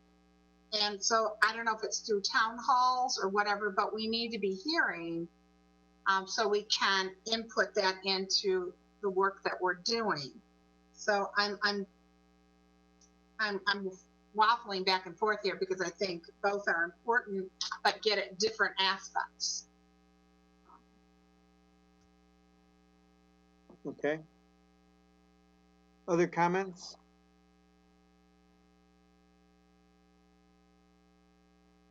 Anyone? So what are you thinking about this concept? Do you want this kind of in the priorities in Bob's thinking as he puts this together? Or, you know, pass? So give me a thumbs up if a yes, or give me a thumb sideways if it's passing. Comments? Honestly, with this, I think we need to make sure that we have a good communication plan with our community, and a good way to be receiving the feedback. But I mean, as far as priority compared to everything else we've discussed thus far, you know, I think it's not the highest on the list. Well, certainly it could be part of a communication plan. Okay. Other comments? I have a comment. I mean, clearly this is an important area. So I wouldn't say it's not important. I think, you know, we've already talked about two areas that it sounds to me like the board is saying, you know, are very important. So I personally, I would rank the previous two that we talked about higher at the moment, but and maybe this is just my positive outlook, but I think that engaging families and the community will kind of be a natural part of the other goals that we've talked about, you know, fostering a positive environment and you know, focusing on a 21st century learner. So absolutely, I think this is an important area. And I think we're, you know, I wouldn't reduce the communications that we have now. I think that's something we're working on. I know I see that in academic excellence. We talk about, you know, communication and how to get that out to families. So I think it's just a part of the ongoing conversation. I don't know that that's helpful. I apologize, Dr. Herrera, if that's not really giving a direction, but I think this is something we work on, we'll continue to work on. And I think it naturally, like I said, just will fall into the other areas that we set. Because of course it's important, but I also hear what Dr. Herrera is saying. And if we're saying everything is critical, then I don't know that we'll really make progress in any area. I agree 100% with what Mrs. Cummings just said. And I was actually thinking that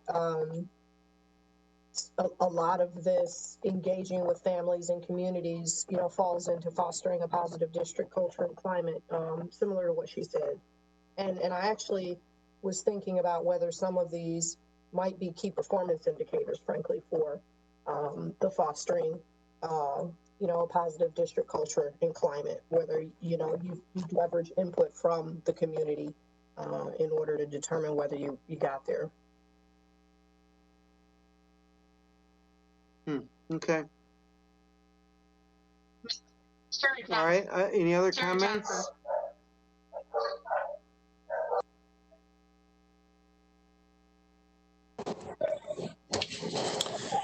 Eric? Yeah. It's not working. Jesus Christ. Go ahead. There we go. Is it there? Can you hear me? Yes.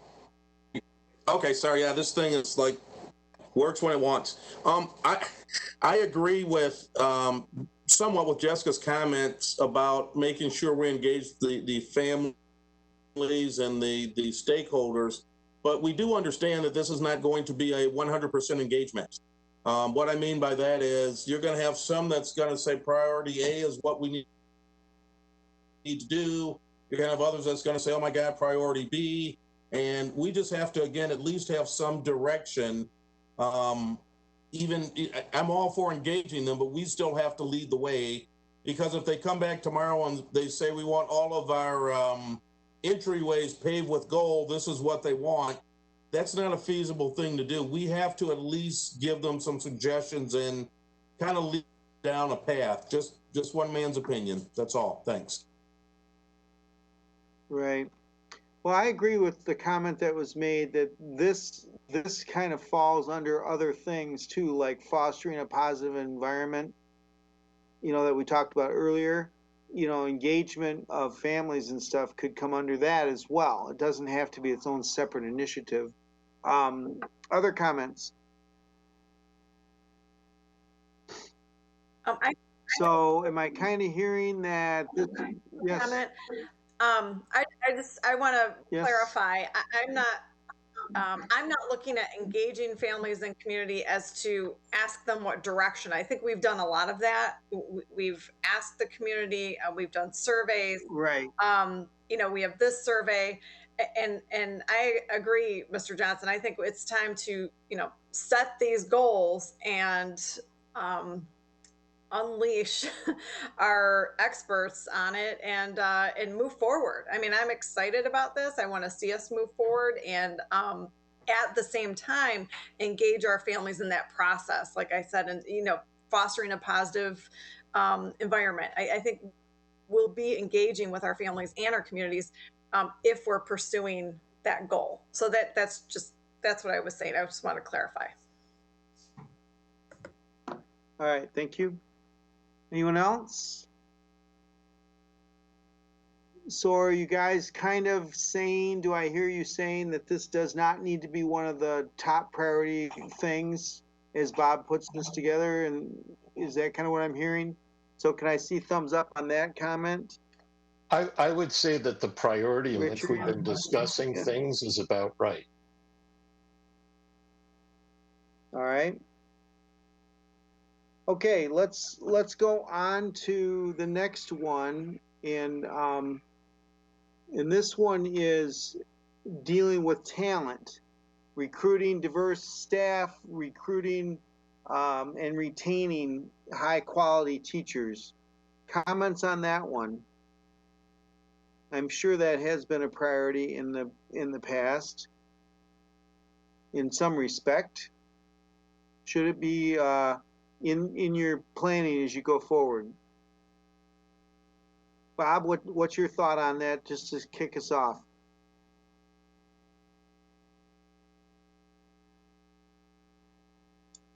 Yeah, again, this is part of our day-to-day conversations in the district, is how successful the district's been over, certainly within this last year or the spring and over the past few years in terms of being able to recruit and retain staff. So I think, I don't know that anybody has, I've, in all my conversations with the board members and the district leadership team and anybody else within the community, I don't think this is an area that they don't believe we could potentially do a better job at. And when I look at so are you saying it doesn't? When you look at the rankings, 72 and 80% are saying that. It's not like a 40% one, where it just happened to be the top of folks that ranked it very low. We're talking 72 and 80% commented on that. Right. Other comments? I just had a question. So again, when we're talking about some things naturally fitting into others, does that fall under fostering a positive district culture and climate? Or does it need to be its own focus? I think that one is a little different than fostering a positive climate. I think if you're really dedicated and interested in developing a more diverse staff, it feels like it is more of a standalone than not, That's what I would say. I'm sure you've been working on this, but people are still perceiving that it's not been handled. That's kind of what you were saying, right, Bob? Yeah, and again, other comments from board members? We followed any data when the group was answering these questions, in data points. I think it's all these are based on the perception of the district leadership perception over the last 4 to 6 years. Perception. Yeah, and I think the objective for us would be to have a staff that reflects the diversity of our community. So, we have 25% of our student population is African American, but only a small percentage, a much smaller percentage, are African American. The same thing with other, we have a pretty significant Central Asian population. I don't know that we have many Central Asian staff members.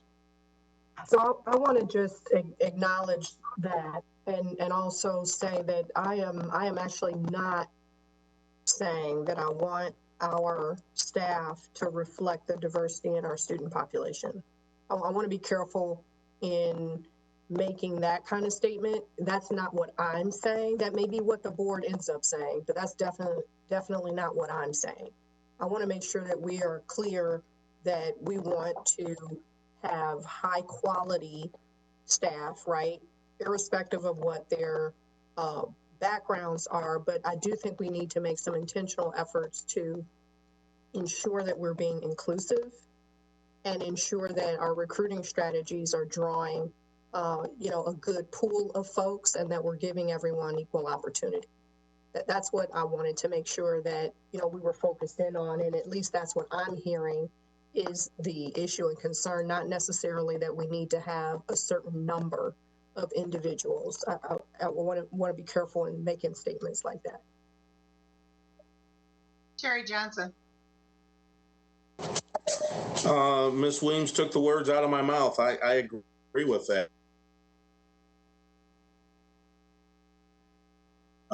I don't think we need to have a specific number that we look at, because what happens when let's say we get to this 25% and we get 10 new teachers who are dynamic, who are African American, then what? Do we say we can't do that because now we've got to focus on another population? Let's get the best teachers that we can get, and as she said, let's do some things about being inclusive and some other recruiting things. So I with those comments.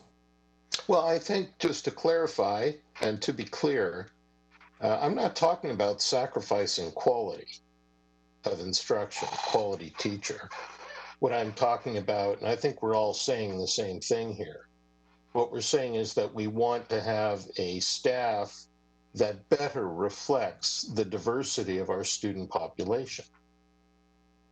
That doesn't mean that there aren't high quality people from a wide variety of cultures and races and religions. I Just totally saying agree with you, Richard. and I think that's what the issue is. I think, again, what's the issue, right?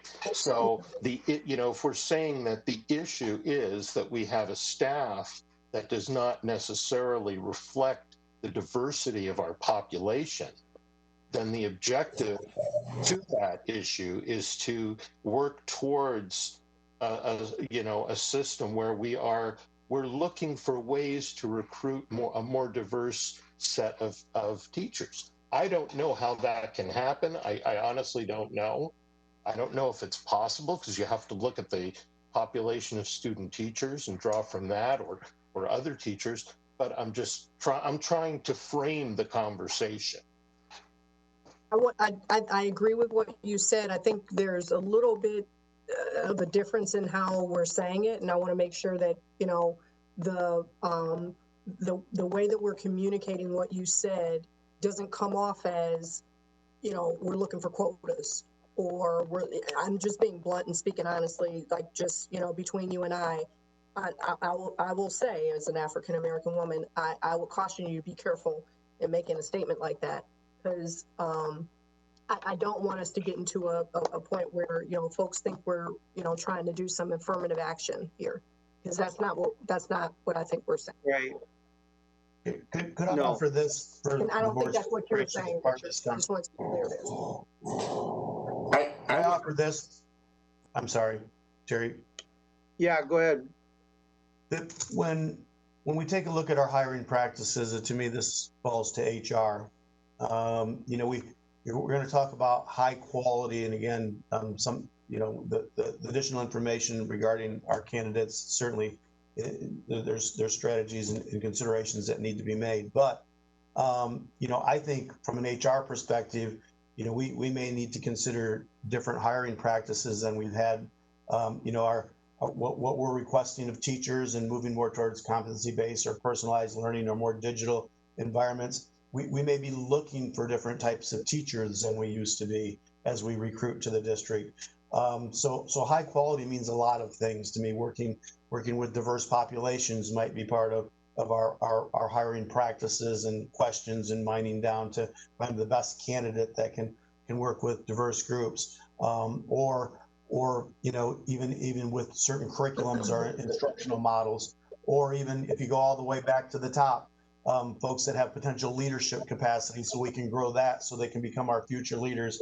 So to me, this is an HR issue, and it has to do more with hiring practices and changing the nature of what those practices are, and even who makes up selection committees and who has input on those hires. So I think as I listen to all of you, I see the maybe coming out different semantically. I know, but I think it's part of all of that.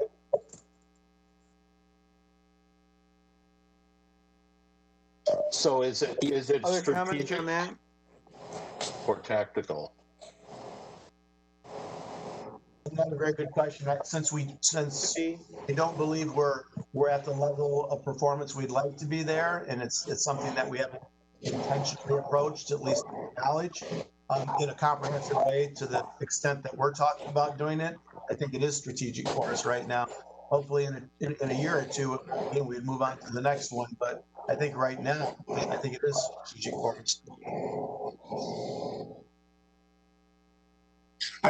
Bob, I would agree with you. And again, as Terry said earlier, again, what it just comes down to is I don't want to put this around numbers. Bob, I think you're dead smack on there. If the African American population rises to 40%, is the expectation to have more African American teachers. If it drops down to 10%, is the expectation to have less African American teachers. So let's look to get the best teacher that we can get in, and let's look to, again, diversify, but not necessarily with a number. Right. Yeah, that makes sense. And I as agree with Mary that. Weems said, development and retention of teachers as well is part of this, not just hiring. Other comments on this one? So does this rise to the level of, one of your top priority objectives, or is it somewhere in the midst of something else? What are the thoughts on that? We really do have 3 top priorities so far, I think, in what I'm counting. So other comments on that? Yeah, can we just be clear? So on this last one, we are prioritizing the recruiting of diverse staff. It's not just limited to recruiting, right? It is also the development and retention. Developing Okay. and I just retention. want to make sure. Yeah. Yep. Yeah.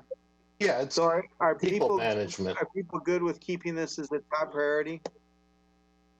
I believe it needs to be a top priority. All right. Anyone else? So Yeah. are I seeing thumbs up on this one? No, Thumbs up. Zach's got a comment. Zach. Yeah, I've got a comment here. I mean, this was something that we Go ahead. just passed. We just passed something on this in a proclamation at our last meeting. I mean, that was the wording here, and we definitely took note. It's not about numbers. It's about making sure people are part of decision making and things like that. So that's just something I wanted to take note of, or to make note of. Absolutely. Okay. Thank you. Okay, so I'm hearing keep it in as a top priority and not just recruiting and hiring, but also developing and retaining would be the model. So thumbs up on this one, people? Anyone? Yeah, it's the entire human management of human resource, of human capital. So Okay. can I phrase it for my notes? Recruiting, hiring, developing, and retaining high-quality educators? Or how do you want the language to be reflected? Because you've changed what the strategic area on the paper is. So give me the right language. Well, we'll let Bob kind of work on that, but Yeah. yeah, basically it's retaining, it's recruiting, developing, and retaining high quality and diverse staff, including teachers. I think that's how I would write it. But Bob Yeah, I think as he works on this. Again, that was my other comment before. I think it's fine as you state this. I think it's the mechanics involved in how we're going to bring it about that we need to, make sure it's a reasonable approach, timely, and it gives a return on the investment each year over a 3 to 5 year period that meets the board's expectations. So I think the details around that, but certainly, that as a goal area makes sense. It'll be the planning behind it that we will have to work on to some extent. Okay, let me go to the next one then, and this one is more operational, I believe. So this one talked about maintaining optimum staffing levels, preparing for changes in demographics, budgeting efficiently, effectively, things like that. So what are the comments on this one? Anyone?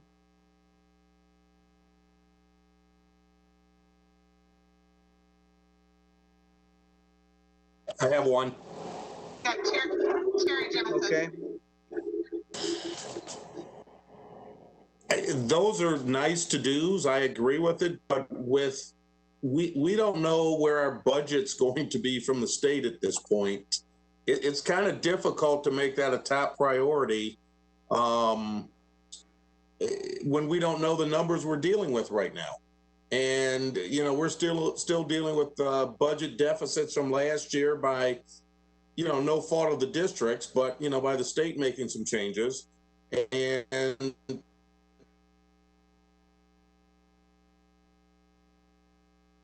we don't know what we're looking at. I don't know how we can make that a 2 cents. Okay. Other comments?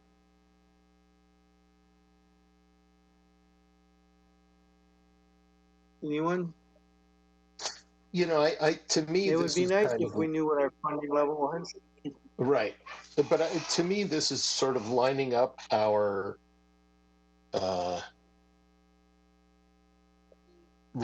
staffing to meet our priorities. And I think in terms of, at least at the central office level, the management of the budget is pretty good. I don't think we have a major issue there. I think the issue is more, perhaps, and I don't know, but perhaps it's how that gets translated down to the building level and accountability. So it's not clear to me what is the issue that this is regarding.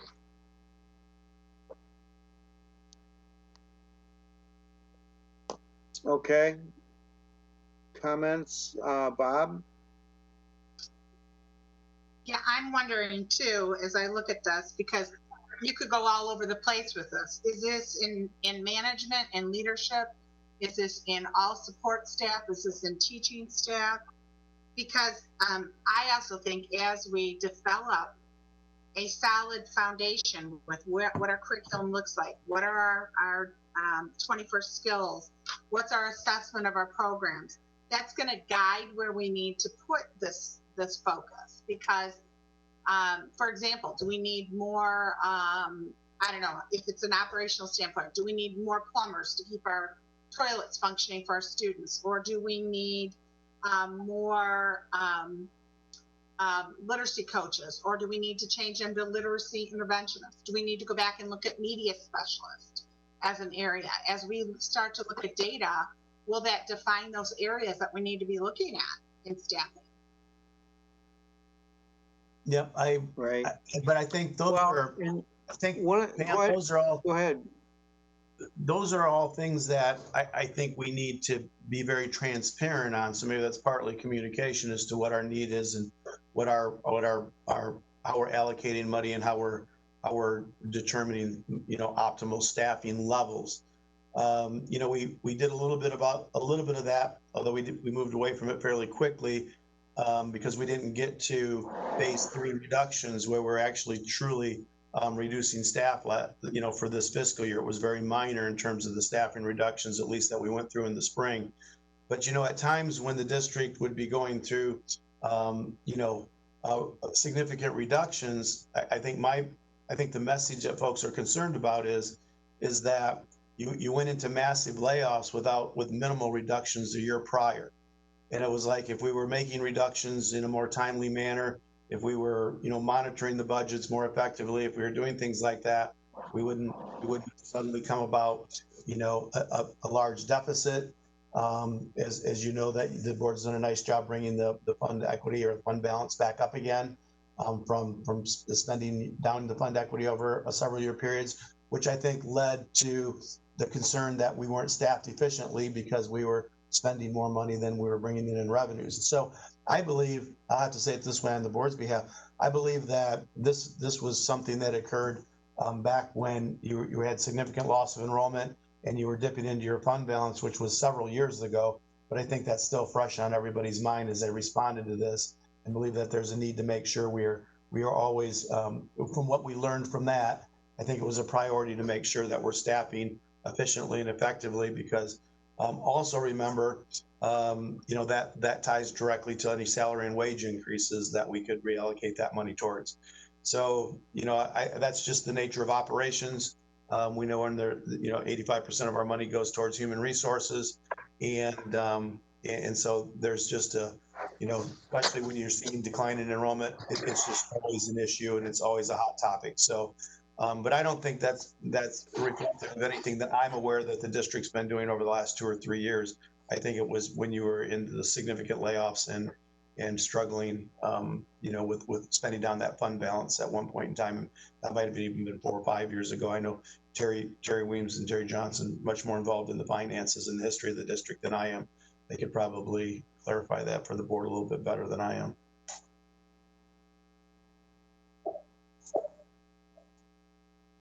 So, Bob, Yeah, and another area in operations is the facilities, so and you do have a bond issue going. So yeah, Pam. So I was just going to say, one way that the district used to operate was they would get stakeholder input and they'd get leadership input, you know, all stakeholder component.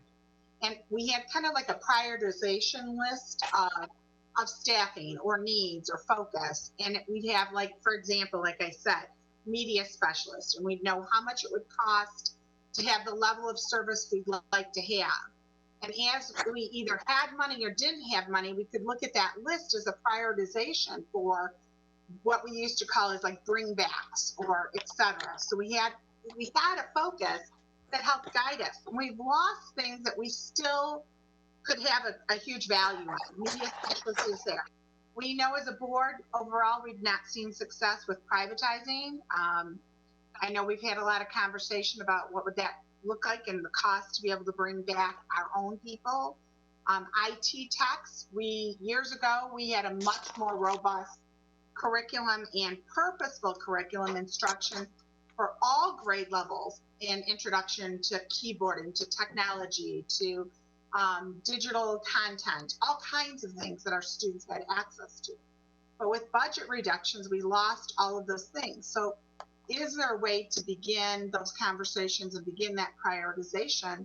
Should we ever have this pot of gold again? Or maybe, as I've asked, maybe there's a program we're doing right now or something we're spending money on that's not as effective that we could be using better someplace else. And that's, I don't know how we get there.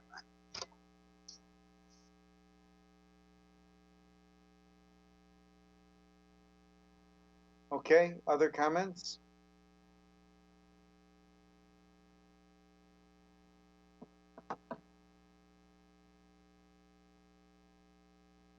So this one's kind of a little bit, you know, it says operation, talks about, you know, responding to student demographics was one of the only perceived needs by people.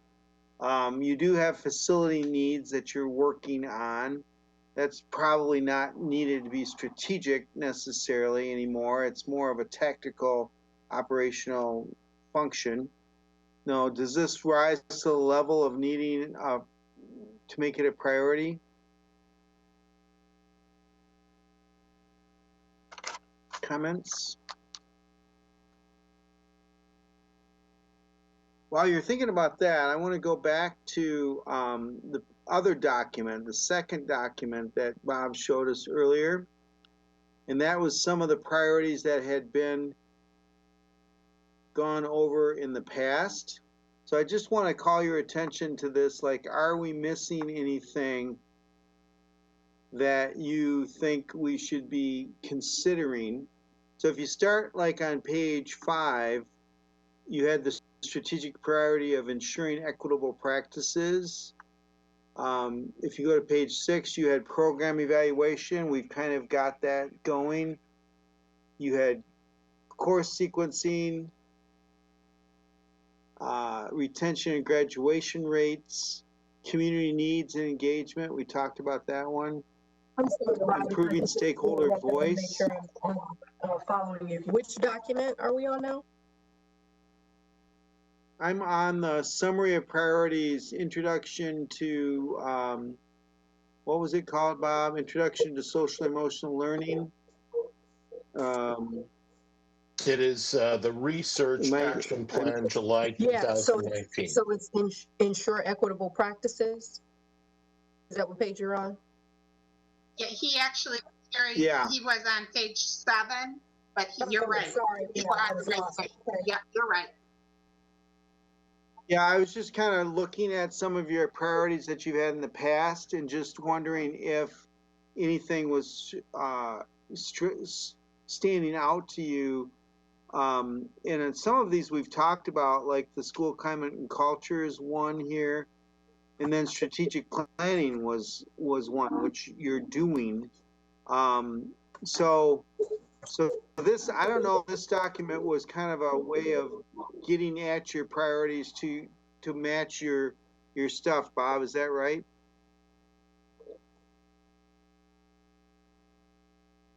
Yes, when we met with Sure if there's Hanover, anything in here. when we had met with Hanover, strategic planning was a strategic priority for the district. So that led to the diagnostic tool that the board's working with right now. So this, based on Hanover's, like I said, Hanover's relationship with the district, their knowledge of the district over the last 7 years, and conversations that we had, when I first came into the district, they had recommended, or these areas came up as an area of strategic priorities for the district. So again, ensuring equitable practices, we've talked a little bit about that. The other strategic priorities in terms of curriculum, with program evaluation and course sequencing, then support retention and graduation rates, and then community needs and engagement was the big one.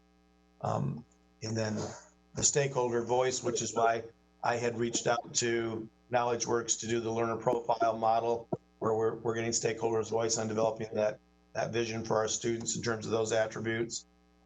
School culture and climate. I believe there was a survey done at one point in time.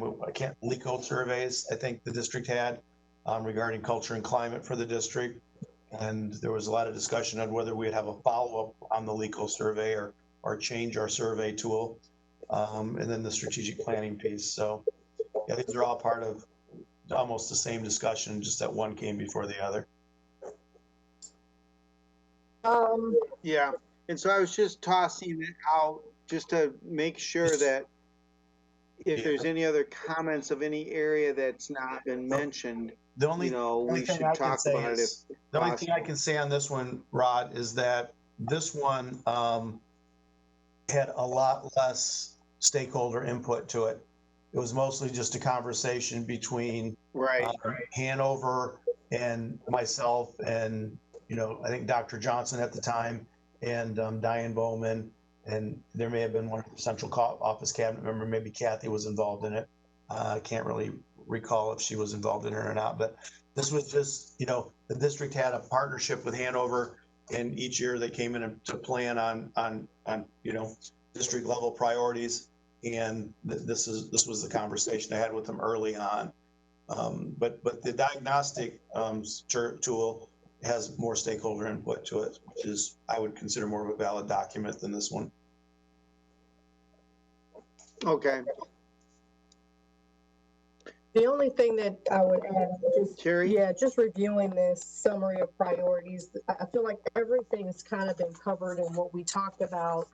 I don't want to say with the exception of, but I'm struggling with understanding how the ensuring equitable practices fits into each of the, or any of the priorities or that we've already identified. And I know this has been a topic of discussion for the district for a few years now. And when I say equity, I'm addressing a few things here. One is the achievement gap, which has been a discussion point for a while. Two is the equity across our school buildings in terms of programming and content, the equity across in terms of grading and standardization there, and making sure that we've got, culturally responsive learning available for students. So that's the one area that's kind of, screaming at me a bit, is to, do we need something there? That's just my thought. Okay. Other thoughts on that?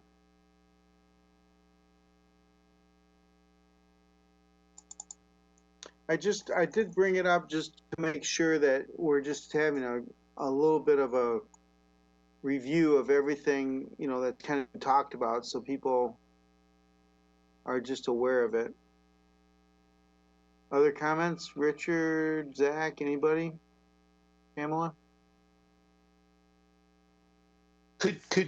Rod, could you just do a review of where we are? So what what have we identified as being the priorities? And then I think to answer Terry's question, let's see if we don't have that incorporated. I can do that. Yeah, let's go Rod, you back. want me to read them because I've got them. Yeah, go ahead, Pamela. All right, so the first one we said was fostering development of the 21st century skills. The second one we had was assessing program impact on student academic achievement. The third one we had was foster a positive district culture and climate. The fourth one we had is recruiting, hiring, developing, and retaining high quality staff that reflect diversity. What was number 2? Number 2 is assessing program impact on student academic achievement.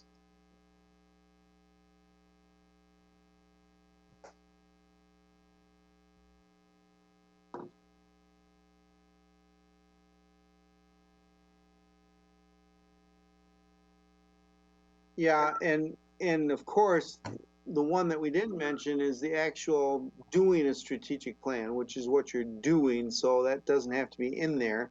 But you've got 4 right now, right, Pam? I would have to agree with Terry. I think, as where we're at with the district, we have a assistant superintendent for equity, diversity, and inclusion. I think it would make sense to name a strategic priority around that, and maybe the positive statement around positive school climate would come under the equity piece or vice versa. But I think Terry makes a good point that strategically, especially in light of the proclamation and some other things that are going on in the school community, I think it makes sense to have that as a strategic focus, call it out, make it transparent, and let's show our work in that area and our commitment to addressing whatever goals we set forth. So yeah, I appreciate you pointing that out, Terry, that we may have risen to a level of strategic, communication enough.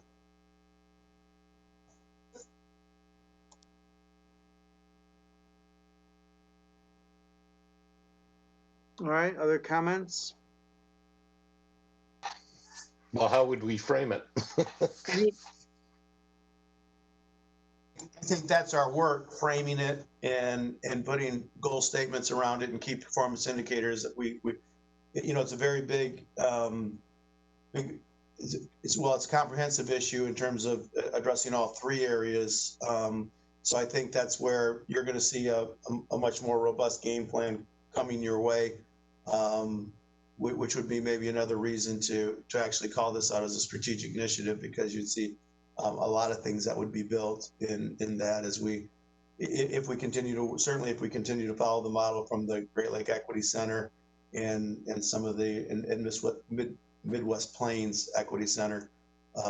They're going to be very comprehensive models for addressing this, and they're going to be some long range planning in there as well. So I do think that maybe how we make that statement will be very important to that strategic initiative and our energy and efforts to support that strategic vision.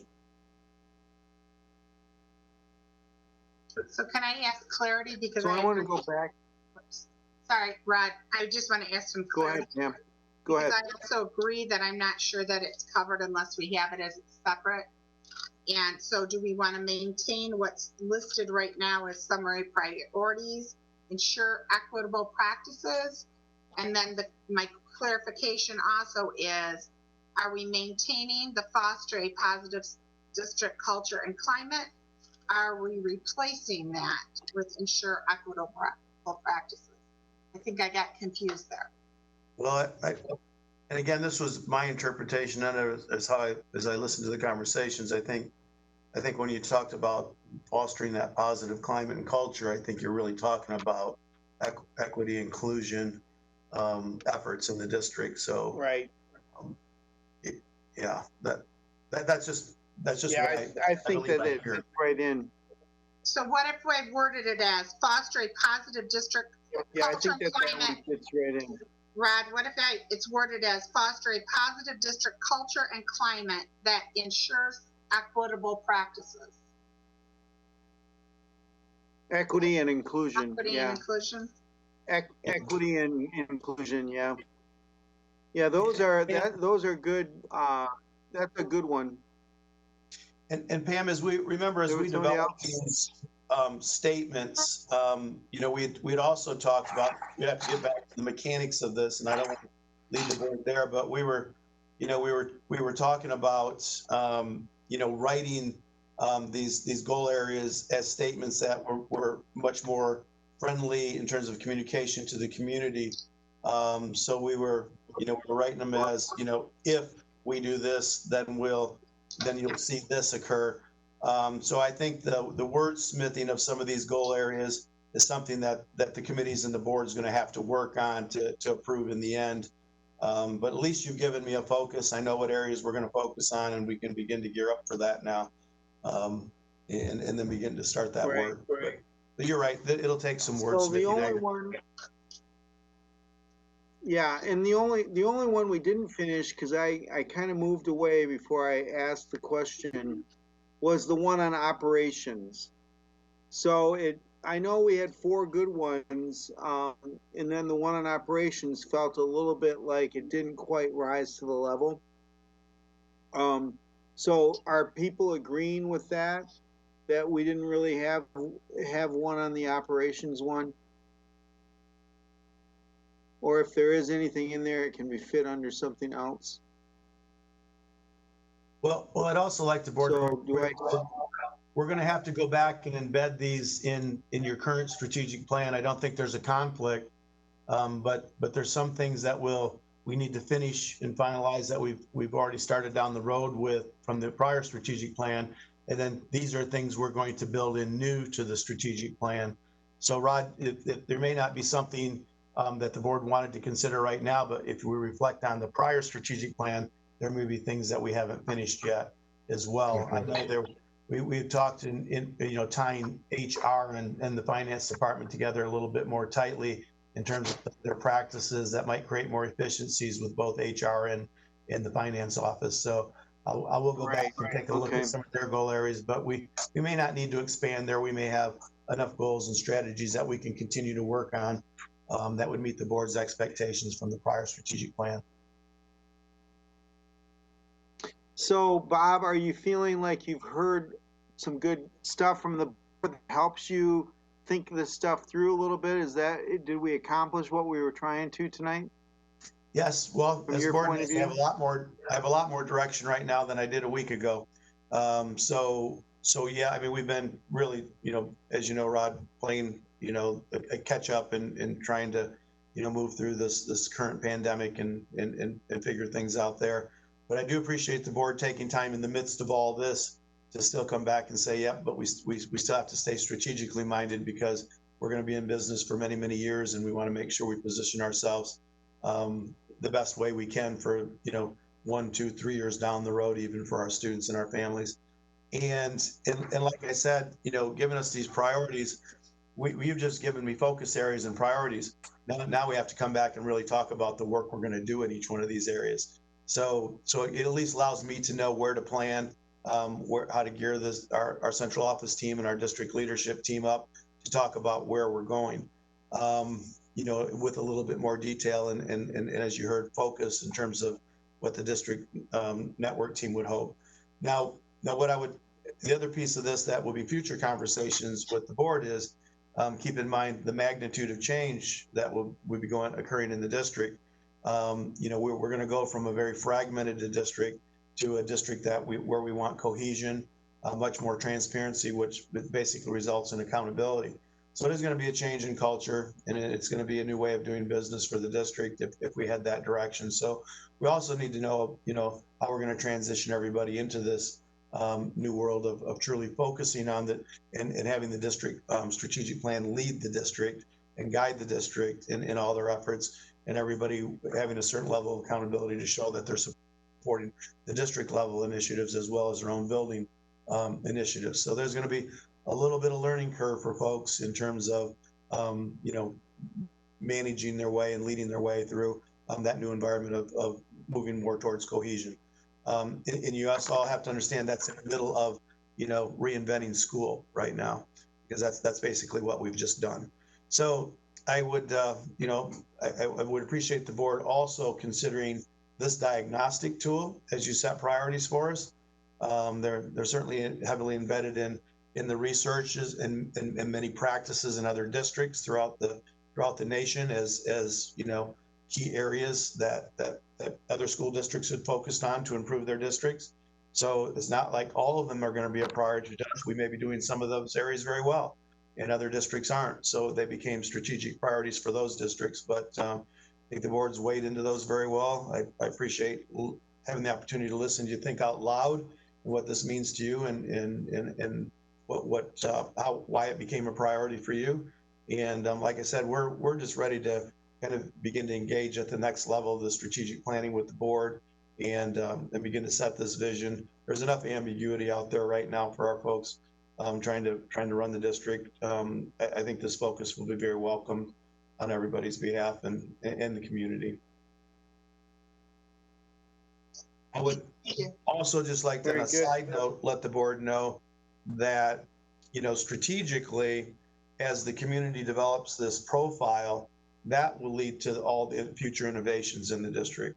When we talk about those 21st century or future focus skills that we want our students to have, we're going to have to create environments for them to develop those skills. We're going to have to create instructional delivery models and opportunities for them to learn those skills. They don't learn those skills through direct instruction. So that will lead to the innovation in the district. And that's where I'm saying that will be guided by the community in terms of what they want for their children. So I really applaud the board for also committing to that activity and leave that open for us and let that also be our focus, that learner profile, because it will really guide a lot of the future curriculum and instructional work for the district.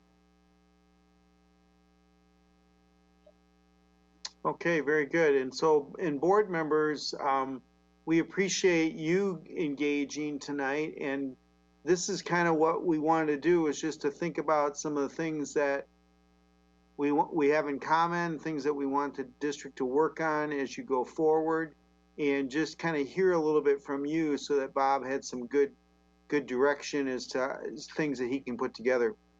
So Pamela, I will turn it back over to you. All right, thank you. Our next item on our agenda is public comments, and we did not receive any public comments. So we will close public comments, and our last item on the agenda is, seeing there's no further business, if there are no objections, this meeting is adjourned. Thank you, everyone. Have a good evening.